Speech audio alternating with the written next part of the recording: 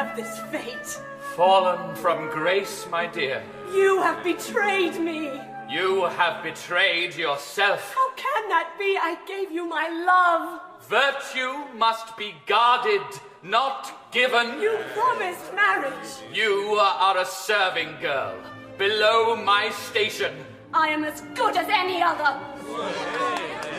My darling girl, you have them in the palm of your hand. Toby, you must refrain from pickled onion. It does not promote high drama. You must chastise me later. You have been punished enough. There was a time. I was younger then. You must leave now. I shall. But one day, the cruel and despicable act you have committed this moment will return to haunt you. Oh, my God. What have I done? What have I done?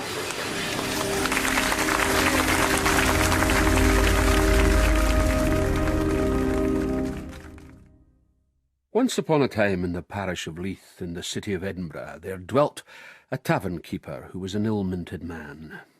His practice was, when the mood took him, to haul some old fellow, the worse for drink, out of his place and hammer him with his fists up against the back wall. The tavern-keeper was a giant of a man, and though people knew what was going on, they said nothing, and the old boys took their lumps. Now it happened that the tavern lay in the purlieu of a young constable, and he was sore perplexed at this situation. He could do nothing by law, for no one dared lay complaint against this sadistic, evil snaffler.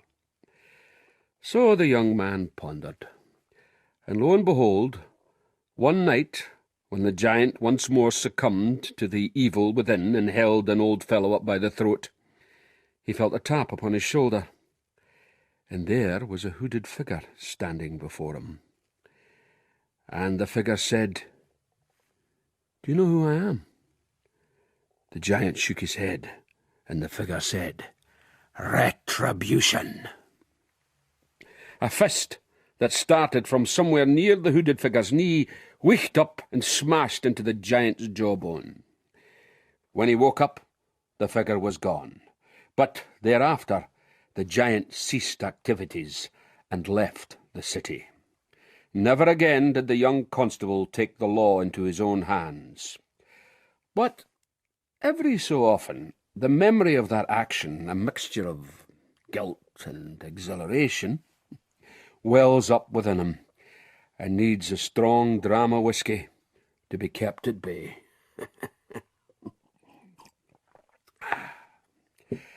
I am James McLevy, Inspector of Police.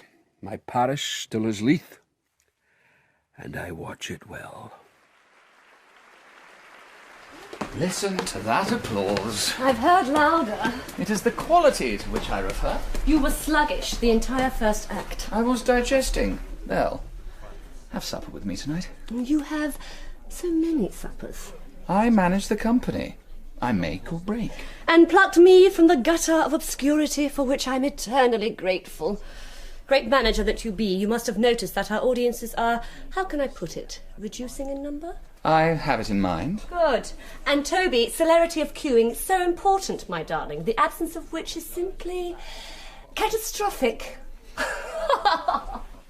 Like a fall from grace, my dear. Like a fall from grace. Enter. Ah, Inspector. I believe you know Sir Edward Ballantyne. I do. Sir Edward? McLevy? Sir Edward has been expounding on a most interesting concept to do with an improvement in the quality to the street life of this area. I would welcome your comments, you being a man who knows the streets well. Uh-huh. I'll be to the point. The Leith Wines are host to a clam jamfrey of ragamuffins of all ages, children abandoned, wild, their birthright a life of crime and debauchery. They must be saved from that. Very evangelical. Very practical. It is a waste of resources. They must learn a trade. And how is that to be accomplished? I intend to establish a series of workhouses. The children will be brought there. How? Sir Edward has formed a concerned citizens' committee. We shall pay and employ child officers. And will the officers employ force? If necessary. Once the children see what lies before them, they will be grateful. And how do you catch them? Through a net? Now, McLevy, there are many in authority who agree wholeheartedly with Sir Edward. Ah, you mean Mrs. Roach is on the committee? Yes, indeed, she is. So, what do you think, McLevy? I think it is our laws and usages which produce these children. It is them we need to change. Oh, you are an idealist, Inspector. I work in the real world. No, I'm real enough. It is you who pursue an idea without regard of consequence. You are too close with vice to recognise any other way of dealing with it. How so? Your friendship with Jean Brash, for instance. I am no friend of hers. She keeps a bawdy house. If we take the girls off the streets, she loses recruits. She loses a source of income. And you gain one. The scheme will go ahead. Good day, gentlemen. Good day. If I catch one of his officers using force on my streets, I will throw him in the cells. Well, let us hope it will not come to that. Committees are great things for using up the time. I noticed when you were wrangling over Jean Brash, Sir Edward's complexion became somewhat blotchy. She tends to bring blood to the surface. Well, what's your opinion? It's a heart. I know that. What do you think of it? You'd hate to put it on, Mistress Brash. Wait. Well, Hannah? Is it back to front? Certainly not. The point is, might I be seen in a piazza of the Eternal City with this upon my head? What's a piazza? It is a square, where one dines al fresco. Aye, right. My companion tells me there is great competition amongst the ladies of Rome. I do not intend to be found wanting. Unlike your companion. You know nothing of him. I know he's married. Otherwise there'd be none of this skullduggery. And? Betray one, betray all. Have you betrayed no one in your time? I was a whore. Commerce only. I think it's time you went. Prepare the girls for our lunchtime clientele. As you will. But I wouldn't put trust in men. They're lower than a dog's belly. Why do I put up with you? You know I wouldn't betray you. I know you're still here. That's me. Going. Excuse me, my man. I'm not your man. I'm Constable Mulholland. Mulholland? My father had an Irish setter so named. I require, my dear sir, to address someone in authority. I'm in authority. Someone higher? In Mulholland's mind, the only person senior to him is God. You are he? No, Inspector McLevy. Splendid. You'll do. I wish to report a death threat. Not a surprise, is it? Not at all, sir. Not to myself. I am Toby Gascoigne, actor-manager at the Parade Theatre, Leith. I thought they'd closed that place. Infestation, was it not? My touring company has opened the doors once more and made of it a great success. But, gentlemen, success breeds envy. My star lady, Belle Chambers, has received a most hideous letter, promising death. The letter appears to be written in blood. Do you have this letter? Miss Chambers holds it. She can bring it in, then. Miss Chambers is a delicate, fragile artiste.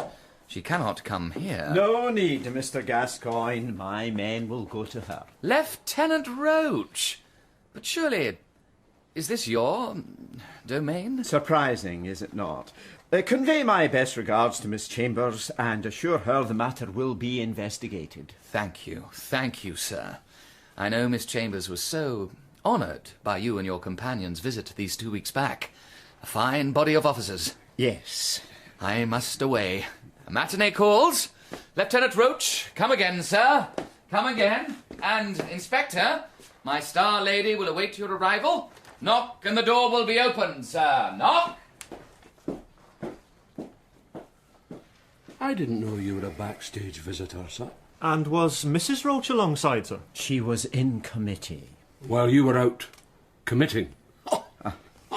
Miss Chambers struck me as a very talented and sensible young woman. If she is worried over this letter, then the matter must be scrutinised. Are you sure you wouldn't like to tackle her yourself, Lieutenant Roach? Why keep a dog and bark? On your way. great to be on the saunter. That wee holiday back home did me the world of good. Everybody gets leave except me. Even Roach, at Easter time, off to the Isle of Skye. It rained all the time. Good. Everybody except me. Take time off, you'd fall in pieces, sir. Some truth in that. What kind of life do I have, eh? The kind you've chosen.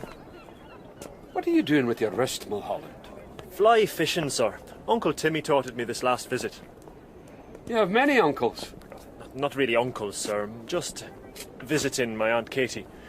Ah, the fishing. As good as a religion. Like police work.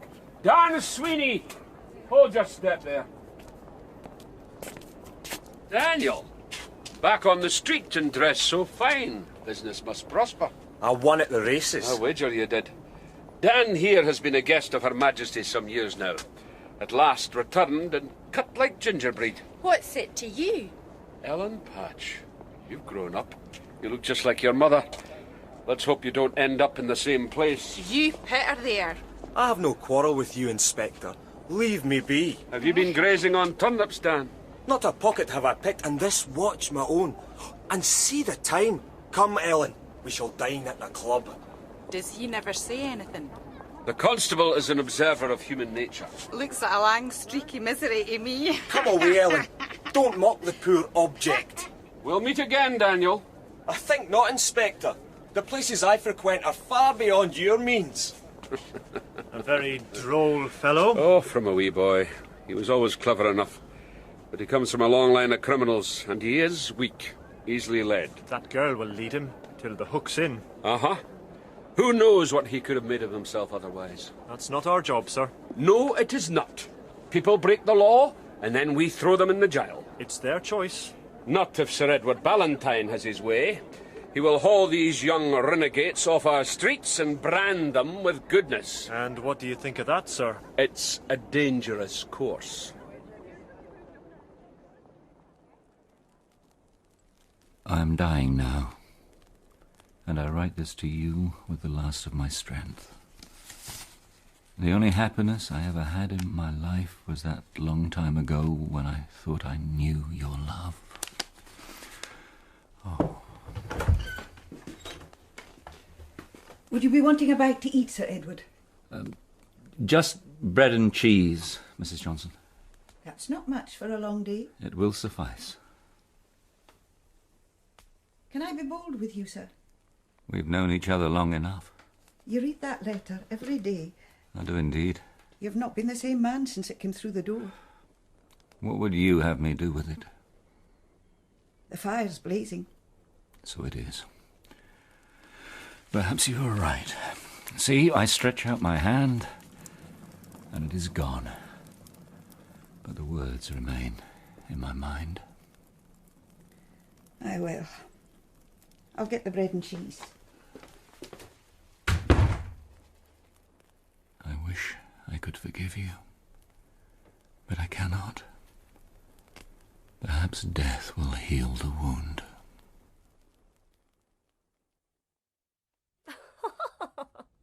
Toby can exaggerate so. For him, life is just one long drama. May we see the cause of this exaggeration? May we? You will see that I have been described as a daughter of Babylon, that I bathe in corruption, that my body is steeped in sin, and so on. Have you received this like before? A star attracts admiration and its opposite. I'm sure, Miss Chambers, you attract a great deal of admiration. Thank you, Constable. I would normally pay little heed, Inspector, but it does appear to have been written in blood. Uh-huh. And the letter was stuck to the wall in this very room, one of my hat pins used, with considerable force. So it could be someone in the theatre. One of the company, perhaps. Unlikely, Inspector. Does this character you portray, does she, how can I put it, emit sinfulness? Not at all. Innocence personified, most cruelly used and wickedly seduced. Seduced? In what manner? For that, you must see the play. I'm sorry, I was listening behind the arras. Belle, my dear, we must prepare for the matinee. Gentlemen, I am sorry, duty calls. Collect the evidence, Mulholland. I shall have this letter examined in detail. I would expect no less. Constable, to go in your little bag. 2 complimentary tickets for this evening's performance. Very decent of you. Come along, Mulholland. Let us not get involved in the drama. Right you are, sir.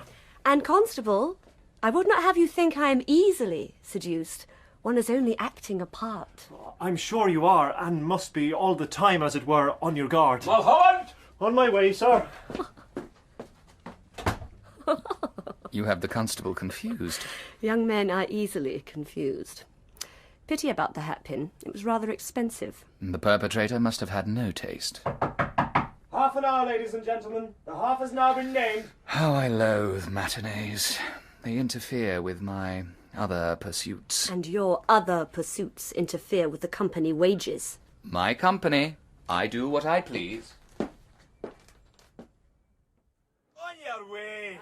This very night, enter into this place, and you enter a palace of iniquity, where the Lord dwelleth not. Where is your shame? You should be on your knees in church, not crawling on your belly like a snake, to gaze upon wicked, sinful women who flaunt their bodies on the stage. Did you hear that, sir? I know the man. Jupiter Carlyle.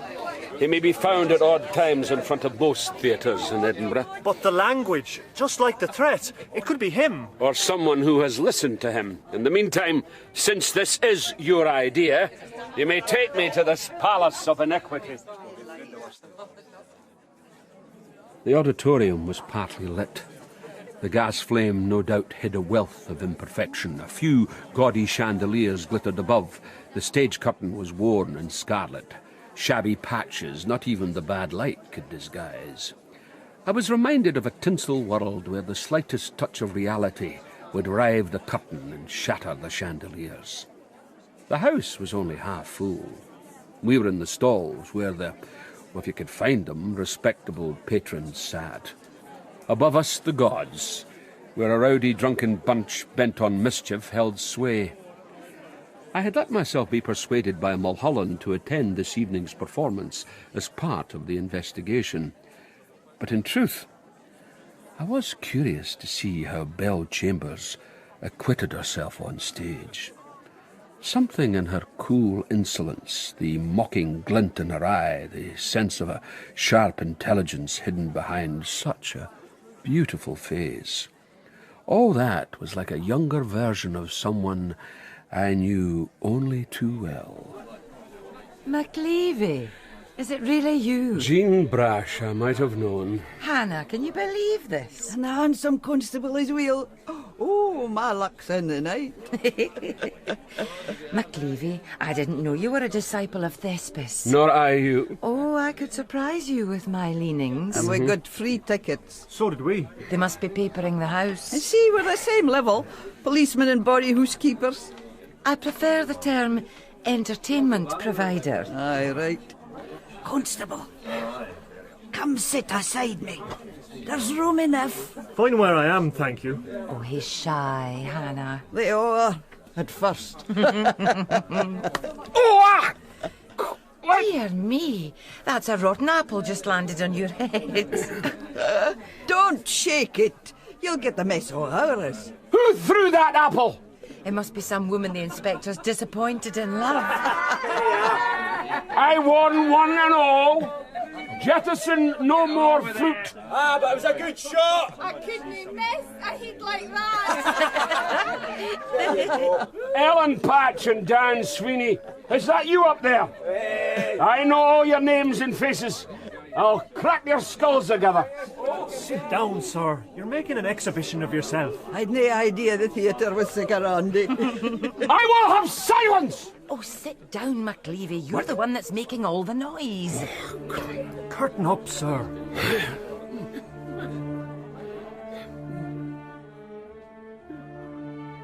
But how can I believe you? Because my love is constant as the stars. Promises are easily made. Not mine.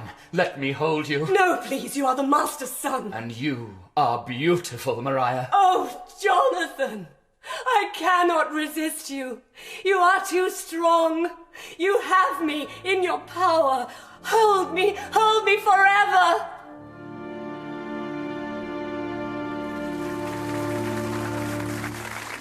No good will come of this. I'm inclined to agree, Hannah. Doesn't she walk in grace, sir? Like a cat in the moonlight. What's the matter with you, mistress? Nothing. Shh. One more scene, and that's us for the first act. Set in a barn. I don't like the sound of that.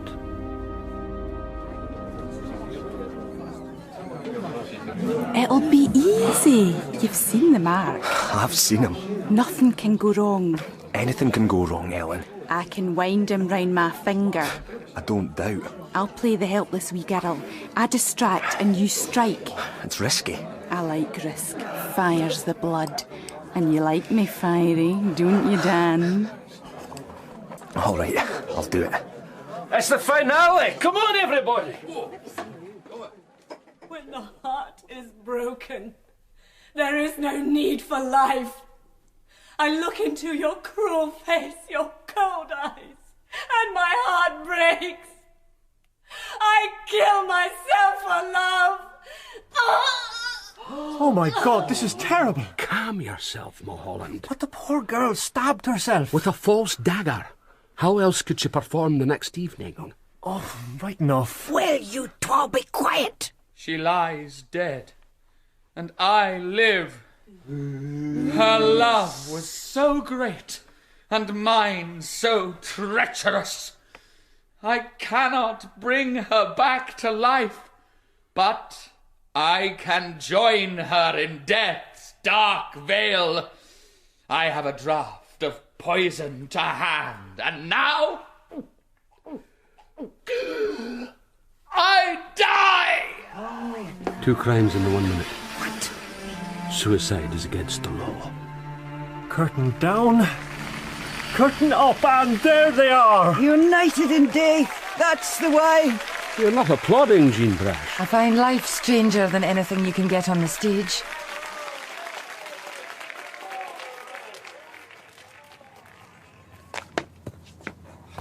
It's late, Jamie. Off you go home. I'll make my way from here. Aye, Sir Edward.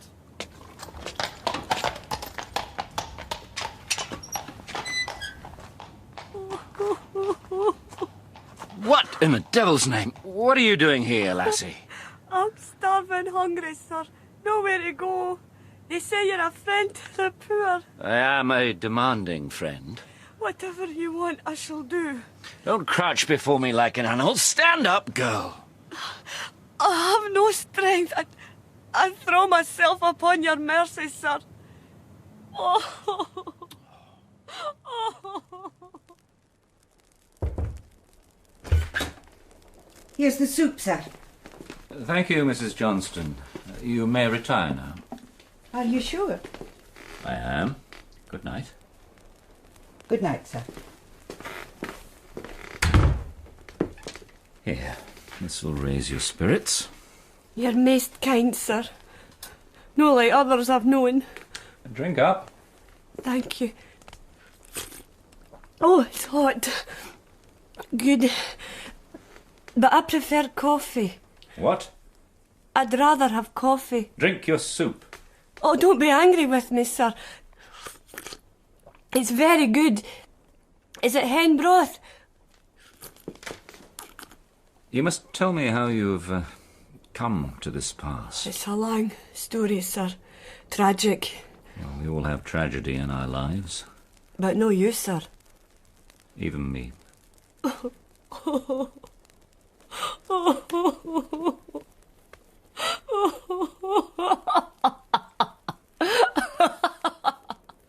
Oh, Sir Edward.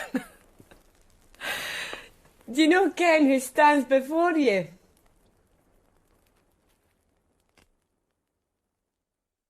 Well, Inspector, fame at last, eh? What? A banner headline, Theatre Star Threatened, Inspector McLevy to the Rescue, sits through performance to guard Miss Chambers from a possible murder attempt, and so on. What? Let me. The inspector's action averted a calamity in the making. Who's invented this drivel? Obviously yourself. You are forever complaining about being unappreciated and have decided to inspire favourable comment in the press. Wait, of course. I know who did this, and I know the reason why. there is nothing in the middle of the morning quite so satisfactory as a cup of Earl Grey. I see from the paper our next port of call is a top London theatre. Never believe what you read in the paper, Belle. Written in blood be damned. I beg your pardon? I've had the letter examined.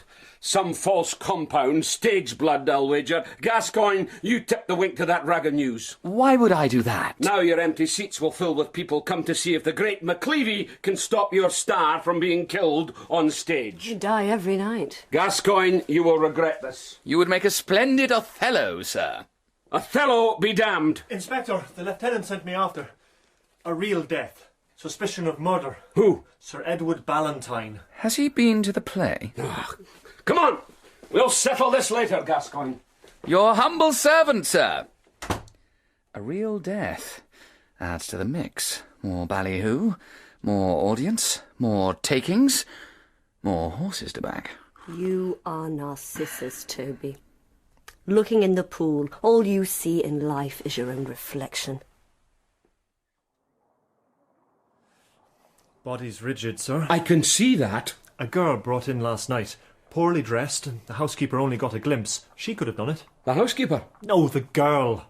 Poison. Stretched out her hand, sprinkled it on the soup. Save the drama, Mulholland. Well, here's a fact. The housekeeper said Sir Edward received a letter a few months back. Read it every day. Not the same man. Was it written in blood? I think not. Every day, sir. Where is this letter? Burnt, sir. To a crisp.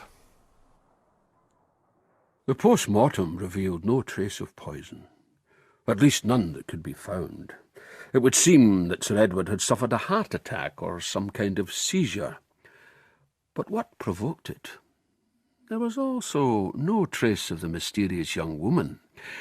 The housekeeper confirmed she had a strong local accent, but could add no more. Between a young woman and an old man, there is always the prospect of untoward activity.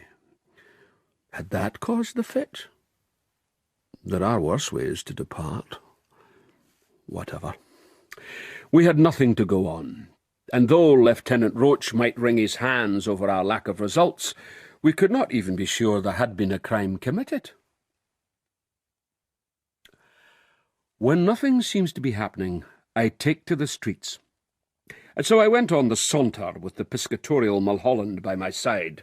The pavement was teeming with young riffraff of all kinds of description, and I wondered if Sir Edward's death would call a halt to his plan for the enforcement of virtue through kidnapping. In the meantime, our footsteps led us up the hill to a place where sin begins and virtue ends, the Just Land. Jean Brash's whimsical appellation for her body-house. As we reached it, a figure came out and slammed shut the iron gates. Now, do you see who that is? I do indeed. Why here? My thought entirely, and in some fizz, judging by the way she's lopped the head off that daisy with her parasol. I'll beard the lioness in her den, you dog the other. But why, sir? Because I'm nosy, Mulholland. I'm a nosy man. Surely you don't object to following that back view? Certainly not. Then do so. Go. No need for vehemence. Go! Go! Right, all right, I'm bored.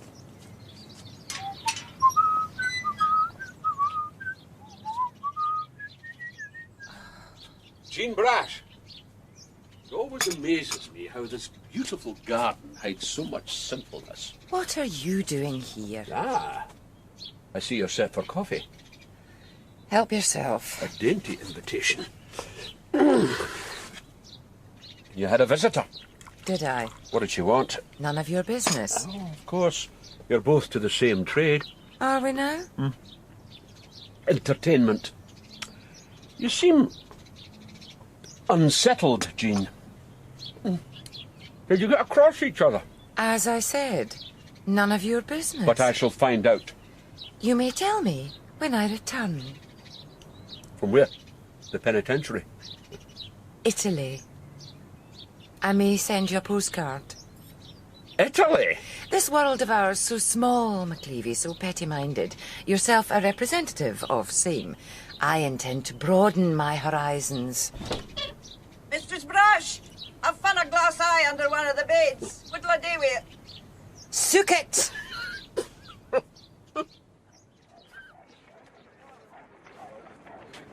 Hold your step, harlot. What did you call me? And upon her forehead was a name written, Babylon, the great abomination of the earth. Out of the way, Scarecrow. Have you no shame? I have a parasol. Out of the way. I stand before you with the strength of the Lord. I call down his wrath upon your head. You struck me, you Jezebel! And I shall do so again! Yeah. Let me go! How dare you smite the Lord's anointed? Take your hands from that young lady! Now! Get up that street and out of here before I throw you in the cells. No one's right! And Jupiter Carlyle! On your way!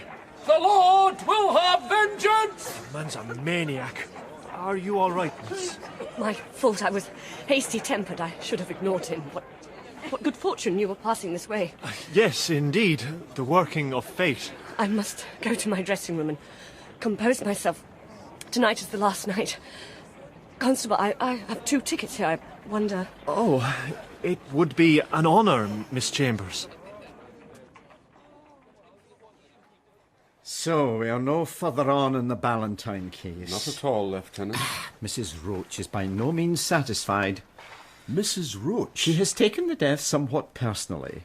What of this wretched girl? Disappeared into thin air, sir. Can we not reverse the process? A crime has been committed! You're the banner headline. You deal with him, McLevy. A crime, and I can point the guilty party.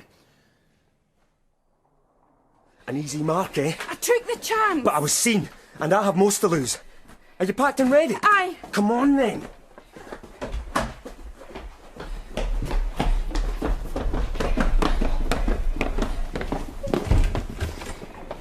Daniel, on your holidays? A man can do that. A mark was dipped at Leith races, a young woman pressed against him, all sweet favours, a tug of the pocket, the purse gone. What's that to us? Actors and policemen, they share one aptitude, observation. His description matched you down. The purse, Dan? Ransack me where I stand. You'll find nothing. Then Ellen has it. Touch me and I'll cry divorcement. We have female searchers at the station. Come on, Dan. The game's up. Get him, Ellen. Here. I hope it chokes you. Thick enough. Theatre takings. We'd watched him. He fancies the young girls. Ellen was to distract him and To delve. You know what this means. I do. But do you think you'll mend Daniel Sweeney by the jail? I don't expect so. Then why send me there? It is my trade. What about mine? Bred and born. I have as much right to break the law as you do to uphold it. Take him to the station, Mulholland. Shall I cuff them, Inspector? I doubt there's need. Where are you going, sir? That's my business. Hey, McLevy. I'm glad I threw that apple. It was a fair shot. Goodbye, Daniel. Goodbye, Inspector.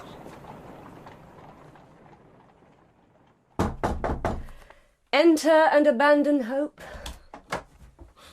Is that biblical? Dante, the Divine Comedy.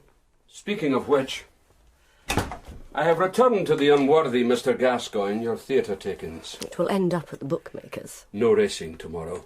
Then we have hope. To abandon. May I sit down? Of course. You must excuse me if I prepare myself. Why did you visit Jean Brash? What did she say? Mind my own business. There you are, then. What did you talk about? The weather. You have pretty hands. Thank you. I observed that when Mulholland announced Ballantyne's death, they wrapped around your teacup, white-knuckled. Jean Brash was right. Unlike most men, you are not so stupid as first appears. I'll take that as a compliment. Do you like stories, Inspector? Meat and drink. I shall tell you one. In strictest confidence. Meaning you will deny it after. And you will have no proof. Do you accept the offer? I have no choice. The story, please. Splendid. It begins with the words, "Do you know ken who stands before you?" I do not. What mean you, girl? Perhaps if I wipe the dirt from my face and strike a certain pose. I'm told I'm her image.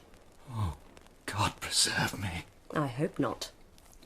Mary Chambers. My mother. And you, Sir Edward, my dearly beloved father. I was not to blame. Of course not. A pretty servant girl. She was there for your convenience. It was not like that. I was fond of her. Such loving fondness, such sweet seduction. Oh, she knew more than I. Like a spider, she drew you in her web. No, I was young. I knew no better. You knew enough to get her forced upon a train to London and told never to return or she would be thrown into an asylum. That was my father's doing. For 25 years she lived a black and bitter life. On her deathbed she charged me find you and take vengeance. She wrote to me. She died blind and raving. I wrote to you on her behalf. Why? In God's name, why? It amused me. A game. But now the game is over. You stabbed her with your betrayal, and with this dagger from the grave she stabs at thee. This solves nothing. Retribution? Vengeance? It is mine. I did nothing wrong. 2 keepers of the Hell Gate. One is sin, and the other is death. And so I stabbed him. With a false dagger? Yes. I meant only to frighten him, but he fell.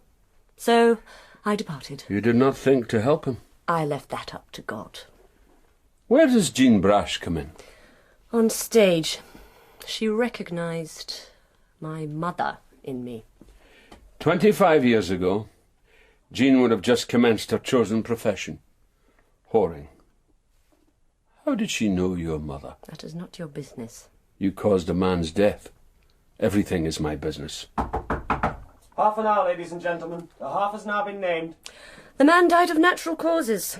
His own guilt killed him. Divine retribution. You killed him. Prove it. Do you feel no remorse at all? I'm an actress.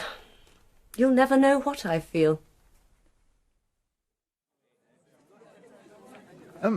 Most kind of you to offer, Constable. Oh, my pleasure, sir. Good fortune that Mrs. Roach has so many committee meetings. Yes. She seems to have taken on the mantle of Sir Edward. I'm hoping there will be some dreadful calamity abroad soon to distract her attention. Now, there's a curiosity. What is it, sir? Over by the pillar. Is that not McLevy? It is indeed. Surely he's not become a secret admirer. Well, not unless it's the way a pike admires a smaller fish. For some reason, in the auditorium, the atmosphere was charged. A knife edge. I'm told last night's can have that effect, as if something will never be seen again. Belle Chambers was on fire. It was like a stick of lime had been burnt in the gas jet to give a single brilliant beam which followed her everywhere. Her skin seemed translucent, an alabaster membrane. No matter the piece was poor and held uncanny echoes of her own life, she transfixed the audience and occasionally myself with her depiction of purity and innocence. In one speech, where she declares her love for the unworthy man before her, the silence grew in that full house till you cut it with a blade. And then it was cut by the sound of death. Ye smite the Lord's anointed! Ye suffer the Lord's vengeance! My God, he shot the star! Come on, Mulholland! Helmand, ye Jezebel! Come not near, ye infidels! Let loose that pistol! The Lord provides! Out of the way, sir! Oh! Good, a fine hit, now take him down! The Lord anoints, the Lord provides! Cuff him and shove his face to the floor! He's safe now, sir. Aye, but what damage has he done? Don't die on me, my darling. Save it for another plate, Toby. Out of the way, you. I must protest, sir. Out of the way! Now, if you'll permit me, let's have a look, Belle. I doubt it's not good. Aye, I doubt you're right. What a noise it made. An old snap gun. A miracle he hit you. Divine intervention, eh? Oh, at least At least you could have let me finish the speech. You know, you should have been my father, McLevy. You would have kept me douce and discreet. You'd have been too clever for me, Belle. Oh, no. No, that cannot be. You must move me. What? I'm above the curtain line, see?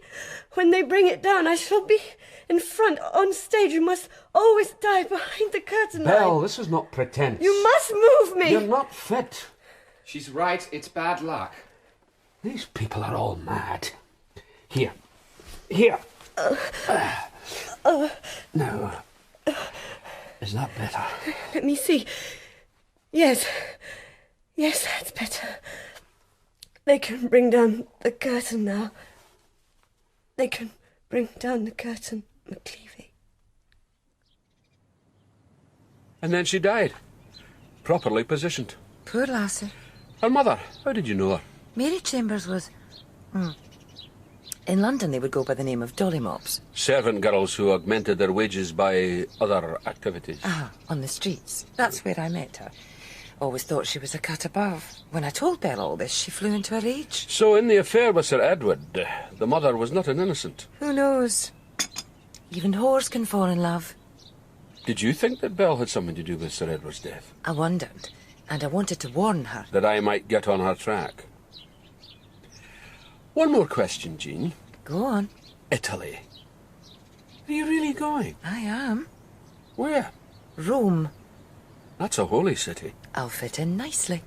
Will you be on your own? I'll let you know. In the postcard. When we examined Carlyle's pistol, we found it held together by rust and clogged with dirt. A wonder it did not blow up in his hand. Yet the bullet somehow found a path straight to the heart of Belle Chambers. Divine intervention, she said. Or was it just an accident? Who knows?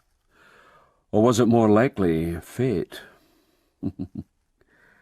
And I'll wager Jean Brash will not send me a postcard.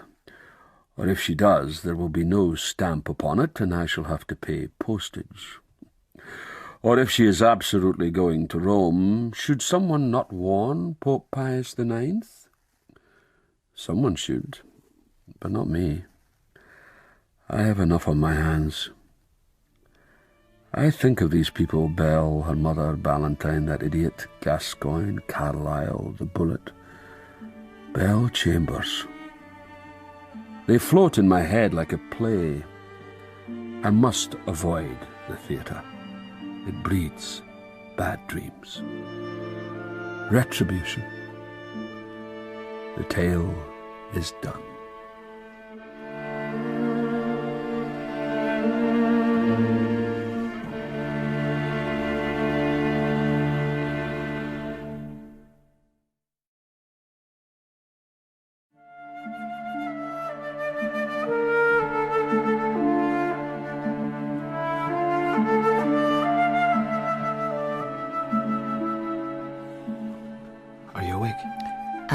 Awake. I must leave soon. You must always leave. The nature of our transaction. You make me sound like a whore. Oh, my dear lady, the last thing I intend. Our time in Italy bred an appetite. A hot night breeds more, eh? So unusual for Edinburgh. The heat. Perhaps we brought it back. I should go. I have a constant hunger. Cara mia, I have my duties. Then go. Discharge them. I desire something. What might that be? I granted you a favour. I wish a favour in return. Ask. Innocence. So hard to prove. One must be steeped in guilt to find its opposite. I need the help of such a person. Is it me you're suggesting? No. Quite another. The name. You're right, he is quite another. It will not be easy. Oh, to Jean Brash, all things are possible. It will cost. I am ready to pay the price. Why, so you are. But I thought you had your duties to perform. Oh, they can wait. weather is out of joint. A heat wave has struck, like a Carmathian assassin. Some sort of continental climate has invaded our east coast. The skin sticks with sweat, the collar bites the neck, and idle sensuality lurks on every street corner. Emotions rise to the surface like wanton salmon chasing a fat, buttery fly. Ah! Mulholland and his fishing are muddling up my mind. I am James McLevy, Inspector of Police. I must stay calm, but I am not happy. Some like the heat, but I prefer the clarity of a cold east wind just in off the sea. We need that breeze to shift the malodorous emissions which emanate from every quarter of Leith, my parish in the city of Edinburgh. No wind. The stink is solid. These thoughts slide through my mind as Constable Mulholland and I listen to Lieutenant Roach blather on about a visit he has made to the Haymarket station, invited by a fellow officer, also no doubt a fellow mason. The invite proposed, I am certain, at some lodge meeting, where the heat gave them all an excuse to roll up their trouser legs. Sandy Bell could hardly keep the smirk from his face. There was I, mouth open, looking at his station. It was impeccable, impeccable, McLevy. Perhaps the lieutenant has a neat mind, sir. Were it not for his wife, Lieutenant Bell would resemble a haystack. No, no, it is not he who runs the Haymarket like a ship of the line. It is his inspector, McLevy. Adam Dunsmore. The same, young, thrusting, mindful of his superiors, and above all, organised. Everywhere I looked, clean lines. The sharp hook catches the big pike. What? No, all this has opened my eyes to our own condition. It reflects the inner man, McLevy. It is a mess, a guddle. We cannot work in a guddle. The chaos is only apparent, sir. Behind it is a harmony of purpose. It is a mess. It serves justice. It may serve even better by the imposition of some order. Clean lines, sir. Exactly, Constable. Ship-shape, McLevy. That's the word I want to see this station. Ship-shape. Aye, aye, sir. I know you can never reach the standard of Adam Dunsmore, but try to rise above yourself, McLevy, for once in your life. Try to rise above yourself. Adam Dunsmore. From Paisley, for God's sake. What's wrong with Paisley? Everything. And what about you? Sooking up? There was no such thing. Clean lines. I was trying to deflect his attention. You were sooking up. A letter for you. A letter for you, sir. Sir, hand delivered, sir. Miller, your collar button's undone. So is yours, That's sir. not the point. Do it up. But I'm sweltering. Do what the inspector says. Right. Not a postcard, then? What? Murdoch was telling, you've been asking after a postcard these past weeks. Is that so? From abroad, he said. You said. You see this envelope? Yes. Does it have your name upon it? No. Then I shall read it. In private. Find a broom. Sweep all before you. Sook, sook. Go away, Mulholland! Let's see. McLevy, an innocent lamb is being led to the slaughter. Justice will cut its poor wee throat. Look down at your boots. They are stained with its blood. Oh,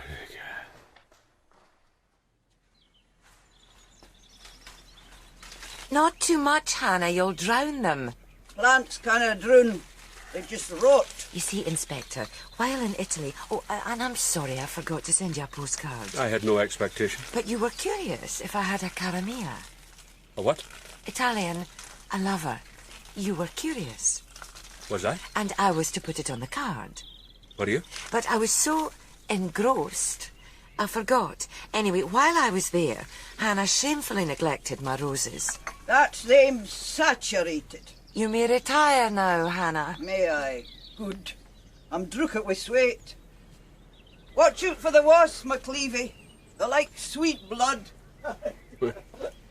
I wonder how I put up with that woman. You keep a body hoose, Jean Brash. She keeps your keys. Now, What's all this blether about lambs? When my shoes need mending, I gang to the one cobbler, Douglas Munro, the shoemaker in Fountain Close, a proud but poor craftsman. Like yourself? Exactly. In 10 years' custom, I've watched his son James grow to a handsome young man. Quiet, civil, gentle. He chose a strange profession. Flesher's assistant in the Haymarket. Aye, class shop. Jeremiah Crichton, the butcher. Whose wife was murdered scarce a week ago. Just before the heat struck. What is this to do with me? They have James marked up for the murder. It's Haymarket business. It's Leith business. That boy grew up paddling his feet in Paddocky Burn, and I believe him to be innocent. A matter for the police. This card. An advocate, Lewis Spencer. Spencer? He's no sma drink. He will represent the boy if it comes to trial. He knows all the facts. Why should I bother my head? For the sake of justice. You spend your life avoiding it. Haymarket is not my parish. The investigating officer is Adam Dunsmore. He does not care for you. Indeed. In a pub the other night, he was making fun of Leith Station, like a midden, he said. And you, the chief midden man. He had a name... A name? For you. He called you... What? I have witnesses. What did he call me? Auntie Beanie. Auntie Beanie?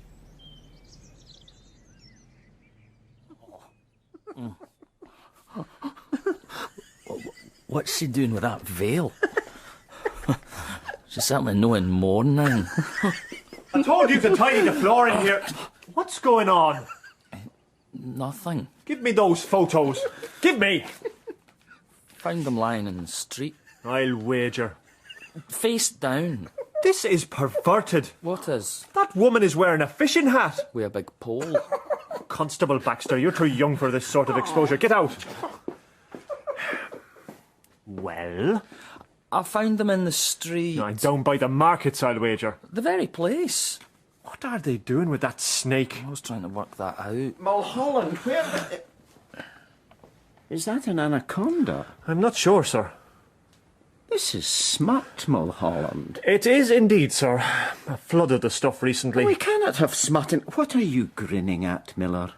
Nothing, sir. These are disgraceful. I'd better hold on to them. Mulholland, you get out with McLevy and put a stop to all this. Where is he, by the way? I don't know, sir. Has there been a burglary in here? The inspector's desk... Aye, looks like this. Ship shape, Mulholland. Ship shape. Cool in here, Mr. Spencer. Success buys thick walls. So it would seem. A refreshment, Inspector. Just the facts of the crime. To the point. Good. The butcher's shop is in a public thoroughfare. On Wednesday last, as was his custom, Jeremiah Crichton left the place at 6:30 in the evening, with young Munro and Mrs. Crichton still at work. 15 minutes later, a passerby noticed the door to the shop open, the place empty, and the form of Mrs. Crichton slumped over her accounts desk, a pool of blood before her. She had been attacked from behind, 3 savage blows to the neck. The weapon? Left beside her, the shop cleaver. Munro knew well how to wield that cleaver. So did Crichton, for instance. Mr. Crichton has a cast-iron alibi. He crossed the street to meet a friend of his, Robert Summers. A minute's walk to Weir the tobacconist, where Summers bought some baccy, and thence to a nearby tavern where they sat with small ale discussing matters of the day. They were still in that tavern when the news broke. What about Munro's alibi? Non-existent. He claims he left the shop soon after Crichton and then wandered the streets before returning to his parents' abode, just after 10 o'clock. 10? The guy long wander. Witnesses? None. And I cannot move him from that story. Anything else? Mrs. Crichton was in a delicate condition. The couple had been trying for a child for many years and had finally succeeded. Oh, dear. That your family? What? In the photo? Yes, my daughters and my wife. She doesn't work in the butcher shop? She has never worked. Good. Right. The murderer was obviously known to Mrs. Crichton. Obviously. Otherwise, why would they let them stand behind her? It does not look good. And Crichton claims that when he left, the till was full of money. Empty when the Haymarket arrived? Yes. Monroe is not yet arrested. The police are biding their time. They know he has nowhere to go. In Dunsmore's place, I would do exactly the same. Keep him on tenterhooks, then when he least expects, middle of the night, out of his bed and into the cell. I would entreat you to have words with James Monroe. He hides something. Perhaps you may find out what it is. Do you believe him innocent? All my clients are innocent. Very few of mine. This is out of my parish. Yet you are here. Your client. Monroe's folks couldn't afford the likes of you. Who pays you? Well, like yourself, I was persuaded. Justice persuades me. Justice? How interesting. Spencer was as smooth as glass. But I knew his type. They give nothing for nothing. What had persuaded him? Had Jean Brash reached into her pocket, or more likely, was he one of her paying customers? The just land, her bawdy house, lay high on the hill. She catered for those in authority who found the marital bed a damp prospect. But married they were, and relied on Jean to conspire with their hunker-sliding. A mere hint to a wife, and the thunder would roll. Wheels within wheels. I could sense it. Ah, the grand hypocrisy of our civilized world.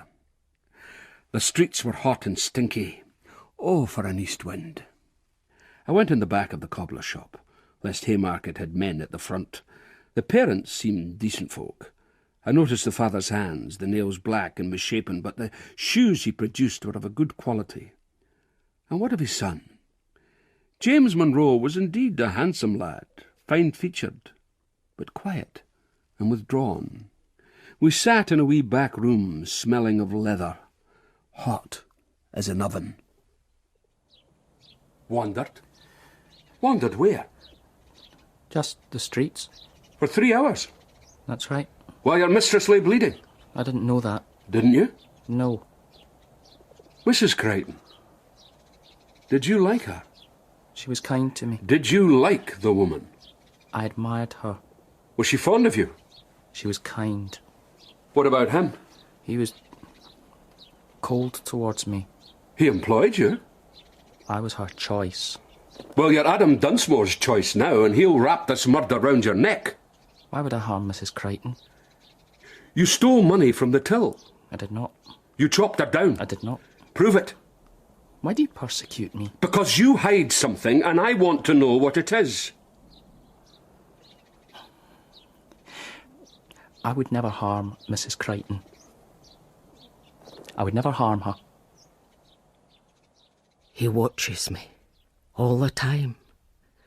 The skin crawls at the back of my neck. He stands behind me. I can feel him, always watching, waiting. This should be a happy time, but I dream of blood at night, like an animal to the slaughter, hung upon the hook, with his eyes upon me, watching. Mistress Brash. Don't sneak up on me, Hannah. I'll rattle my keys next time. What is it? A fight between two of the girls. Who? Big Margaret and Simone. Over what? A moth hole. You deal with it. I'll skilt their lugs. Don't mark them. They're already marked. Scratched, desperate. It must be the heat. It's no the heat. It's you. What? You're no here, in command. You spend your time looking out the window. I like the view. You have obligations, mistress. You may go now. I am your servant. Cara mia, I have my duties.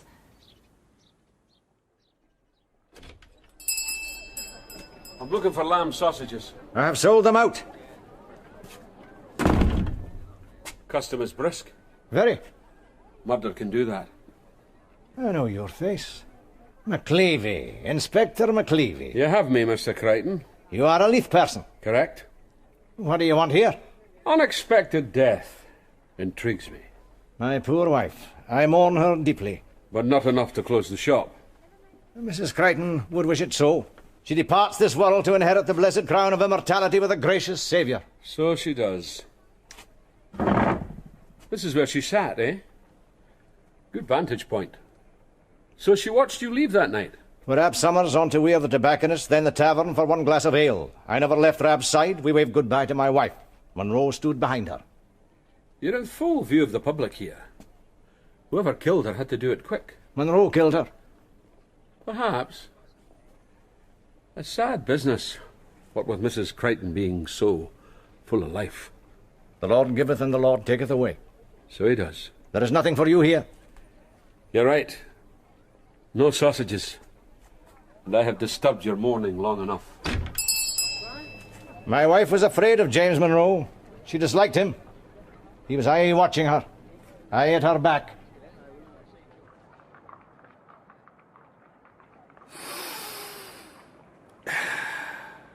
Thick black. The best in Edinburgh. I'll take a small helping. Helping? You're no a pipe smoker, then? My landlady enjoys a puff. There you are, sir. No coin necessary. Oh, yes, there is. Well, thank you, Inspector. You know me? Nobody knows you. Uh-huh. The night of the murder. Aye? Crichton was here? He was indeed. Every Wednesday. Rab Summers aye takes an age to choose his Becky, and Jeremiah waits by the door like patience on a monument. Nothing was different that evening. Nothing. Do you take snuff, Inspector? I do not. I enjoy a wee sneesh. I'll bid you good night. There is something, though. What? There's 200 pinches and half an ounce. Keep count, and you'll never cheat your nose. I am seldom cheated, Mr. Weir. Your favourite, spaghetti with clams. These are cockles. Near as I could get. Delicious provender. But not as good as your mamma's. Oh, well, nothing could be. That visit to your mother was a godsend. I do it every year. And I have many relatives to see in Rome. I may take longer next time. Will your wife not want to come? Oh, she detests the place. I love it. This seems strange. What? As if I have you, and she takes you away. As if I am the wife. Your absences, how do you explain them?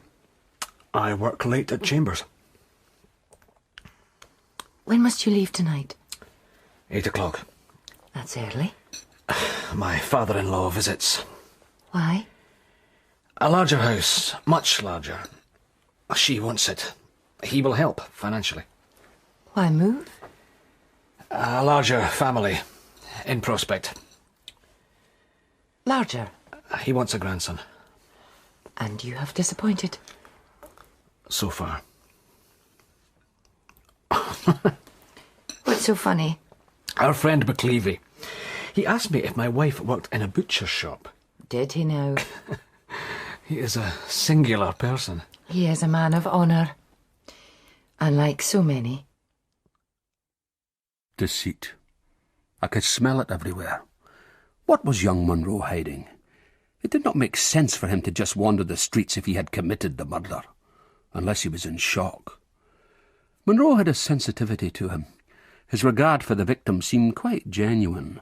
Hard to think of him as a murderer. Yet he concealed something. So, who knows? And Crichton, seemingly untouched by the death of his wife, sitting placidly in the middle of a room full of dead animals, with the heat beating on the window. Alibi or not, there was something in the blankness of his gaze. Even Willie Weir, the tobacconist, a sly wee treacherous creature. Am I making all this up just to justify another cup of coffee? I think not. So I'll have it anyway. And what about the advocate? Spencer. Clever. Smarty pants. A mummy's boy if ever I saw one. How did he connect into all this? When I was a wee laddie, I would turn over stones to see what creepy crawlies were underneath. The habit remains. Curiosity. It killed the cat, McLevy. A note this morning from Sandy Bell. Tell your inspector to keep his neb out of Haymarket affairs and leave innocent men alone. Crichton must have clicked to the good Inspector Dunsmore. How did you get involved in all this? Auntie Beanie. What? What does that name mean to you, sir? It's a decrepit old spinster, ill-dressed, old-fashioned, an object of ridicule. My understanding as well. The heat's building up. Where? Everywhere. McLevy, I am your commanding officer. This is my order. Forget the Haymarket business, catch up with Constable Mulholland, go and find the pornographers of Leith. I'll do that, sir. Oh, and may I commend the clean lines which are beginning to emerge in our station. Shortly my own desk will reflect that clarity. You will sweep it all into a drawer and go your own sweet way. Oh, you know me too well, sir. It is my misfortune to know you at all. Now, I'm warning you, James. Stay in your own midden. Keep out of that case. This is not our murder. The air is thick and heavy, hot. A smell of blood, evil. I sense it. A brooding, jealous evil. Now I watch him. He cleaves a lamb's neck with 3 blows. He has learned his trade well. You look lost, sir. Hardly recognise the place. I have it in hand. What were you talking to the lieutenant about? Spinsters. I don't believe you. Best you don't know, for your own good. Well, if that's how you're going to be... What about the smut pursuance? The fly lands, the trout rises. It was a sad day for common sense when you took up fishing, Mulholland. The stall in the market where Miller found his nature studies. Found? Best you don't know. A trail of hands one to the other, but I traced it back and found the source. Chapel Street, Drummond's, a so-called respectable photographic shop. Oh, you've done well. You weren't there, sir. What do you mean? I'd have done better. Oh. Of course, the whales will be well hidden. How do we get them, Exposed? That's where the angler comes in. Bait. Exactly. Someone in desperate need. And what sort of picture would Sir be looking for? Something special? Special? Unusual. Below the belt. And who recommended us? A friend in the market trade. Sir looks like a man of some discernment. I'm sure that'll be fine. Now, what are your preferences? Preferences? Everyone has them. Oh, aye. Right. Whew. Boiling in here. Terrible weather. Now, the preferences? Something natural. Exotic natural? The very thing. I think I have exactly what Sir needs. Come into the back room. Do I have to? Privacy is essential. One can't be too careful. Right enough. Now, this is flora, this is fauna, and that is exotica. We're just occupied at the back here. I'll be with you in a minute. Sooner than that. I'll take those, thank you. Well done, Miller. Good idea to disguise yourself as a ponce. This is my best suit. What's going on here? You're under arrest. Oh, my God. And what's in here? More of the same, eh? There's that snake again. A busy reptile. And a wee red book. A client list, perhaps. The ones that sell on. Get the keys to close the shop, sir. Oh, my God. Well, well, there's a name to savour. Gilchrist the apothecary? Not quite. I'll catch you up. I'm coming with you. It's better you stay. I'm coming with you, sir. Very well. Miller, take the smut merchant to the station and stick him in a cell. Come on, Mulholland. I'll explain on the way. Not before time. Hey, wait! Hold out your hands. Oh, what for? I have to put Sir's cuffs on. Oh, my God. Business is that poor. So you bolstered it up, Mr. Weir? By catering to lechery. Bob Summers, he dipped in, eh? His wife's rheumatic. So he's one of your snufflers. Answer me. Aye. But you wouldn't show out here? No, I went to the back room. Closed the door every week, regular. And Bob took his time, did you not say? He was picky. So for at least 5 minutes, Jeremiah Crichton waited out of your sight. And you wouldn't tell the police that, for it would reveal what you were doing, yes? I suppose so. We'll take these as evidence. Keep your mouth shut until called upon. Inspector, will my name get in the papers?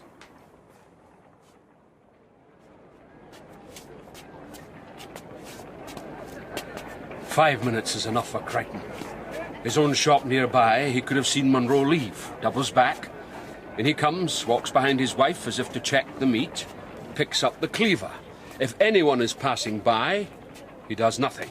But it's quiet at that time of night, and if the coast is clear, he takes his chance. 3 blows. The blood spurts outwards, no stain. Then back across to Willie Weir's, wait on the doorstep. Out comes his alibi. With a pocket full of vinery. Possible, but what's his motive? That I do not yet know. And James Munro, where does he come into this? He hides something. 3 hours. Where was he? A thought occurs. Yes? Some fish prefer the worm, others the fly. I will die in this heat. Elucidate. James Munro, if only you'd said before. Well, I've said it now. It might be the hidden thing, as it were. Mulholland! Brace yourself, sir. The Tarry Breeks, a sailor's pub down by the docks. Do you know it, James? Why? It attracts a certain clientele. Brethren of the Fly. What? Men who prefer their own kind. Wednesday night. You were there, James. I cannot say. No shame. Look at Mulholland. He doesn't mind. What? Best tell the truth, James. I did not want them to know. Who? My mother. My father. But the accusation of murder. I'm innocent. You must tell me all, James. Between you and Mrs. Crichton, if not Hochmagandhi, then something else. What? She trusted me. We were friends. Go on. She was terrified of his jealousy. Why did you not say this before? Who would believe me? She said he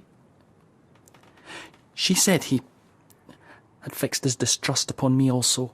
For the sudden fecundity? There was no betrayal. She'd done her duty by him. A good wife. It happened. He should have been glad, but she was terrified. She said he watched her. She wrote it down. What? A book. A diary, she told me. She wrote. Where is it? I never saw. She said she kept it close by, secret. A book hidden by other books, she said. Poor soul. God pity her.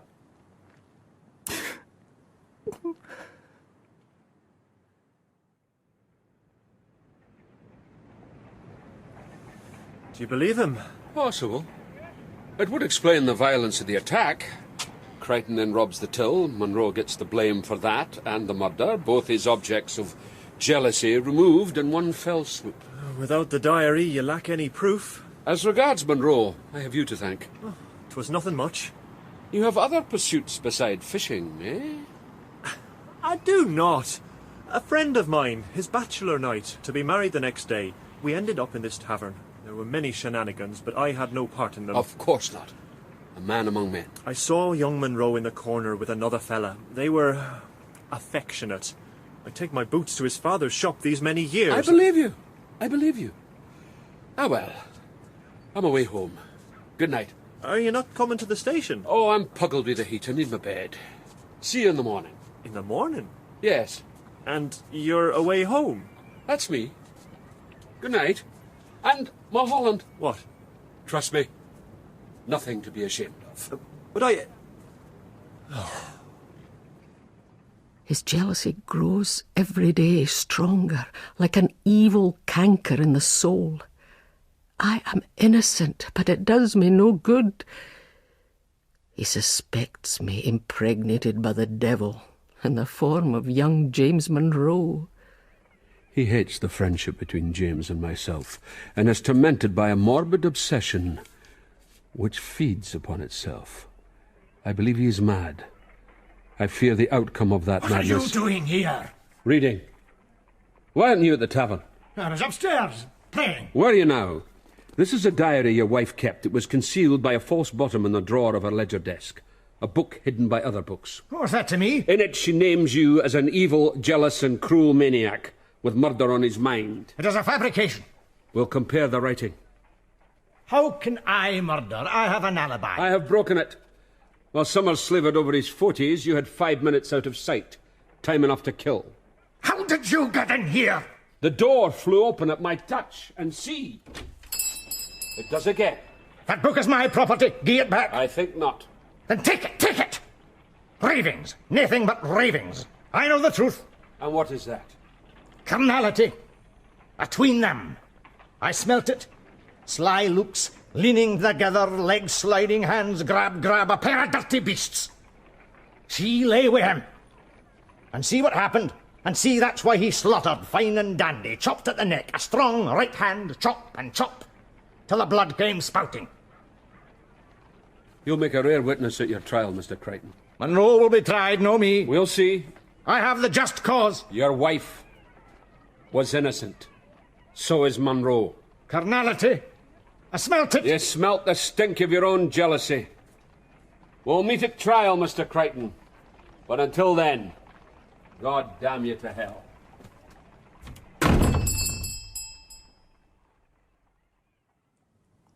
What about the diary? I left it at the Haymarket desk, marked to Inspector Dunsmore from Auntie Beanie. Beg pardon? A private joke. Most amusing. You could have brought it to me. I have crossed enough boundaries as it is. You've done well. Haymarket cannot deny the diary. Doubt cast on Crichton's alibi. The whereabouts on that night of James Monroe established. The boy will not be charged. What about Crichton? Will he be tried? I doubt it. Too circumstantial. In a witness box, he may incriminate himself. Not with the right coaching. Anyhow, the main thing is, we have won. The main thing is, Mrs. Crichton's death could go unavenged. The devil has won. Louis, are you all right? Yes, of course. Papa is waiting. I arrive, cara mia. Very well. Cara mia? That's Italian. My mother's side. Over there I am Luigi. And are you often over there? Now and again. Louis. Luigi. So when you're over here, you're in disguise. I suppose so. That must help in your profession. I thank you from the bottom of my heart for your invaluable assistance in this matter. I leave you with your thanks, Mr. Spencer. It might be a blessing, no trial. Why? If there was one, Monroe's sexual propensities would be revealed. Were I Crichton's advocate, I would hammer on that fact. What's that to do with justice? Nothing. But it would cloud the mind of the jury. Good night, Inspector.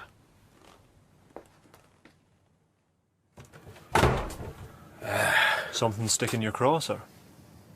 Have you been following me this night? How could I do that and you so alert? You thought I might be in danger? After you left, Crichton picked up a cleaver and hacked a cow to pieces. With any luck, his mind will do the same to him. With any luck. Come on, Mulholland. I'll buy you a drink. What did you find out, sir? Enough to clear the boy. Jean Brash has a lover. I know who he is. And I also know how much I despise the educated class who pounce on justice. One thing, on the bright side. What? The clouds. A fine black gathering. You're right. Not before time.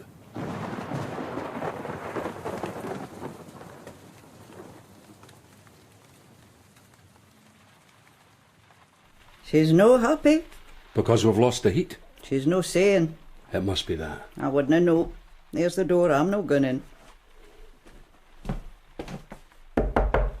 Jean? I come bearing gifts. Jean? Late last night, a letter was pushed under the house door of a friend of mine. It was addressed to his wife, and so she read it. Perfectly in order.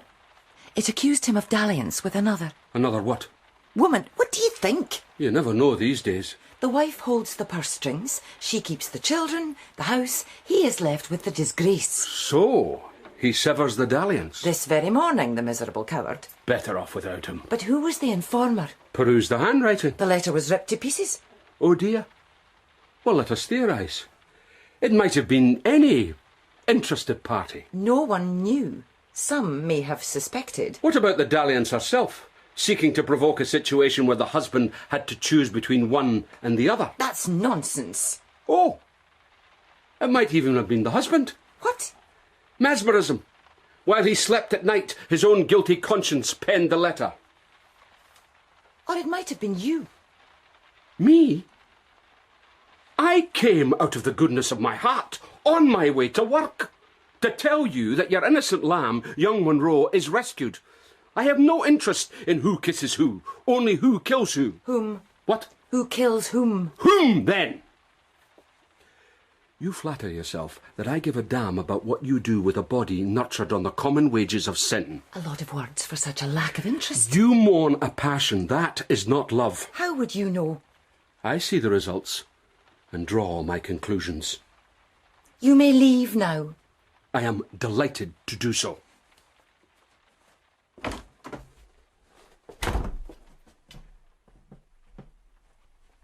Are you praying, Hannah? Just looking out the window. It was you, was it not? I canna write. Who said anything about writing? Not Jean, I'll warrant. She holds things deep. One of my constables saw you late last night, heading towards the high houses of Leith. Stop at a door, genuflect. You can write well enough, eh? Louis Spencer, that dirty dog. Go on, Hannah. The man's insatiable. He was seeing a young wagtail I know in Adam Street. Boasted to her. One of the premier madams in the city, says he, I have her dangling. You could have gone to Jean. Would you tell her?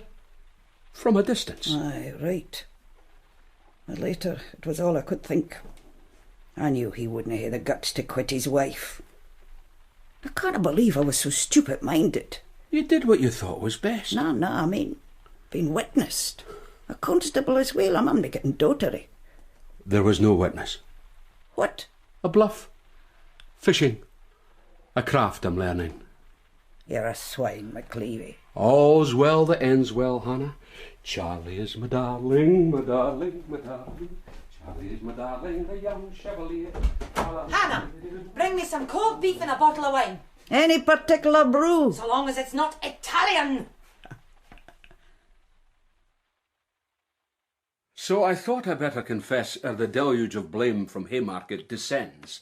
I stand before you naked and defenceless, sir. You disobeyed my orders. Justice ordered different. I am your commanding officer. The wrong man was in the frame. Haymarket will decide the right and wrong. They have my blessing. If they make complaint, I have no option. An official reprimand, it will go on your record, James. To join its brothers. You will never rise above Inspector. I will remain an honest man. Report from Adam Dunsmore, sir. I told you so, McLevy. Oh, no complaint, Lieutenant. What?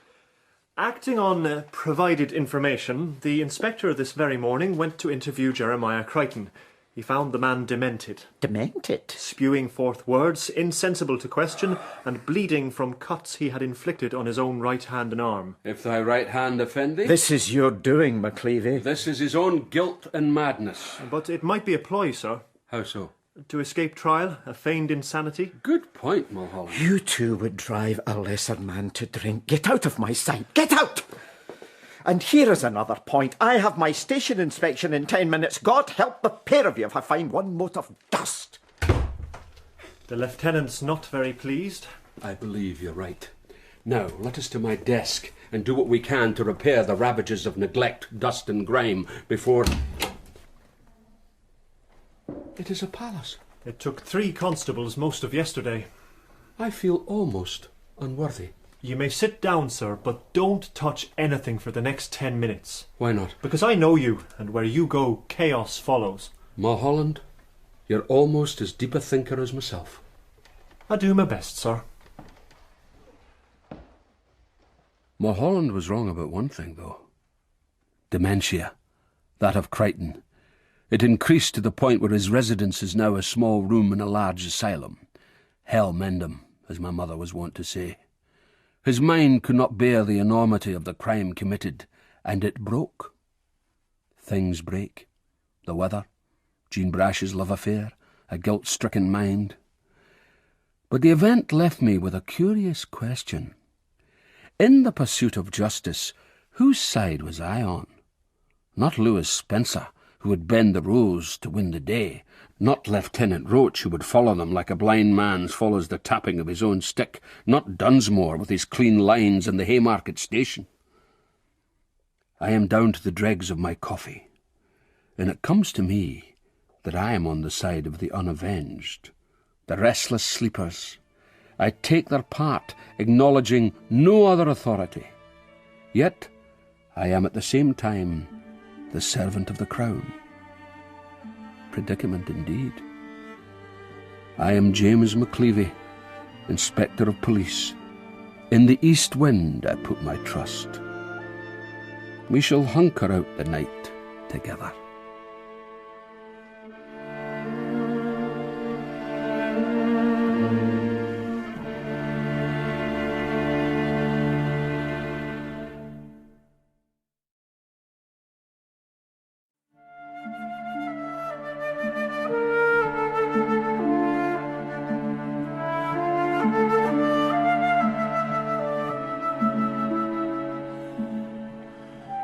My dear madam, such a pleasure. Speak for yourself. I always do. Now, what little treasures have you brought me? I have nothing left. Yet you have everything to lose. You are detestable, Mr. Ogilvy. Hatred is so close to love. Have you considered my proposition? I have. And? Your face is greasy. I lunched on suckling pig. Young juice. How can I trust you? We shall both gain. That is the best trust. An Edinburgh fog, you know of it? No. It is a dessert. Whipped cream and sugar. It awaits me. No one must be hurt. Either do or do not. In my hand or in your empty purse, which is it to be? Thank you. Ah, yes. This should stop the bleeding. I passed this woman on the pavements of Leith. Her snothery-nosed son was being impudent, and she threatened him thus: "Behave yourself now, or McLevy will throw you in jail just like he did your father." She had not even seen me standing there. Fame of sorts, I suppose, and it certainly had the desired effect. The boy bowed his head and wiped his nose. Have I now become a myth in my own time? A giant presence looming over Edinburgh to frighten children and give our criminal fraternity the cold creeps? Here I am, James McLevy, Inspector of Police, at the height of my powers, ripe on the bough, the eye of an eagle, the stomach of a camel. Here I am. And yet a sense of futility snakes in with this dark night. An emptiness, a foreboding. I have tried to make it my practice never to investigate the future, but now I wonder, what does it have in store for me? Why this feeling of unease? Now let me see. There are three fates who tangle up the thread of life. The first one's fine, Clotho. She spins. The second you'd best keep tabs on, Lachesis. She twists it strong and weak. But the third is the very devil, Atropos. She has a big pair of seam-biter shears, and when it's time, she cuts you down without fear or favour. Who is it? It's me, your brother, John. Let me in, Moira. I need shelter.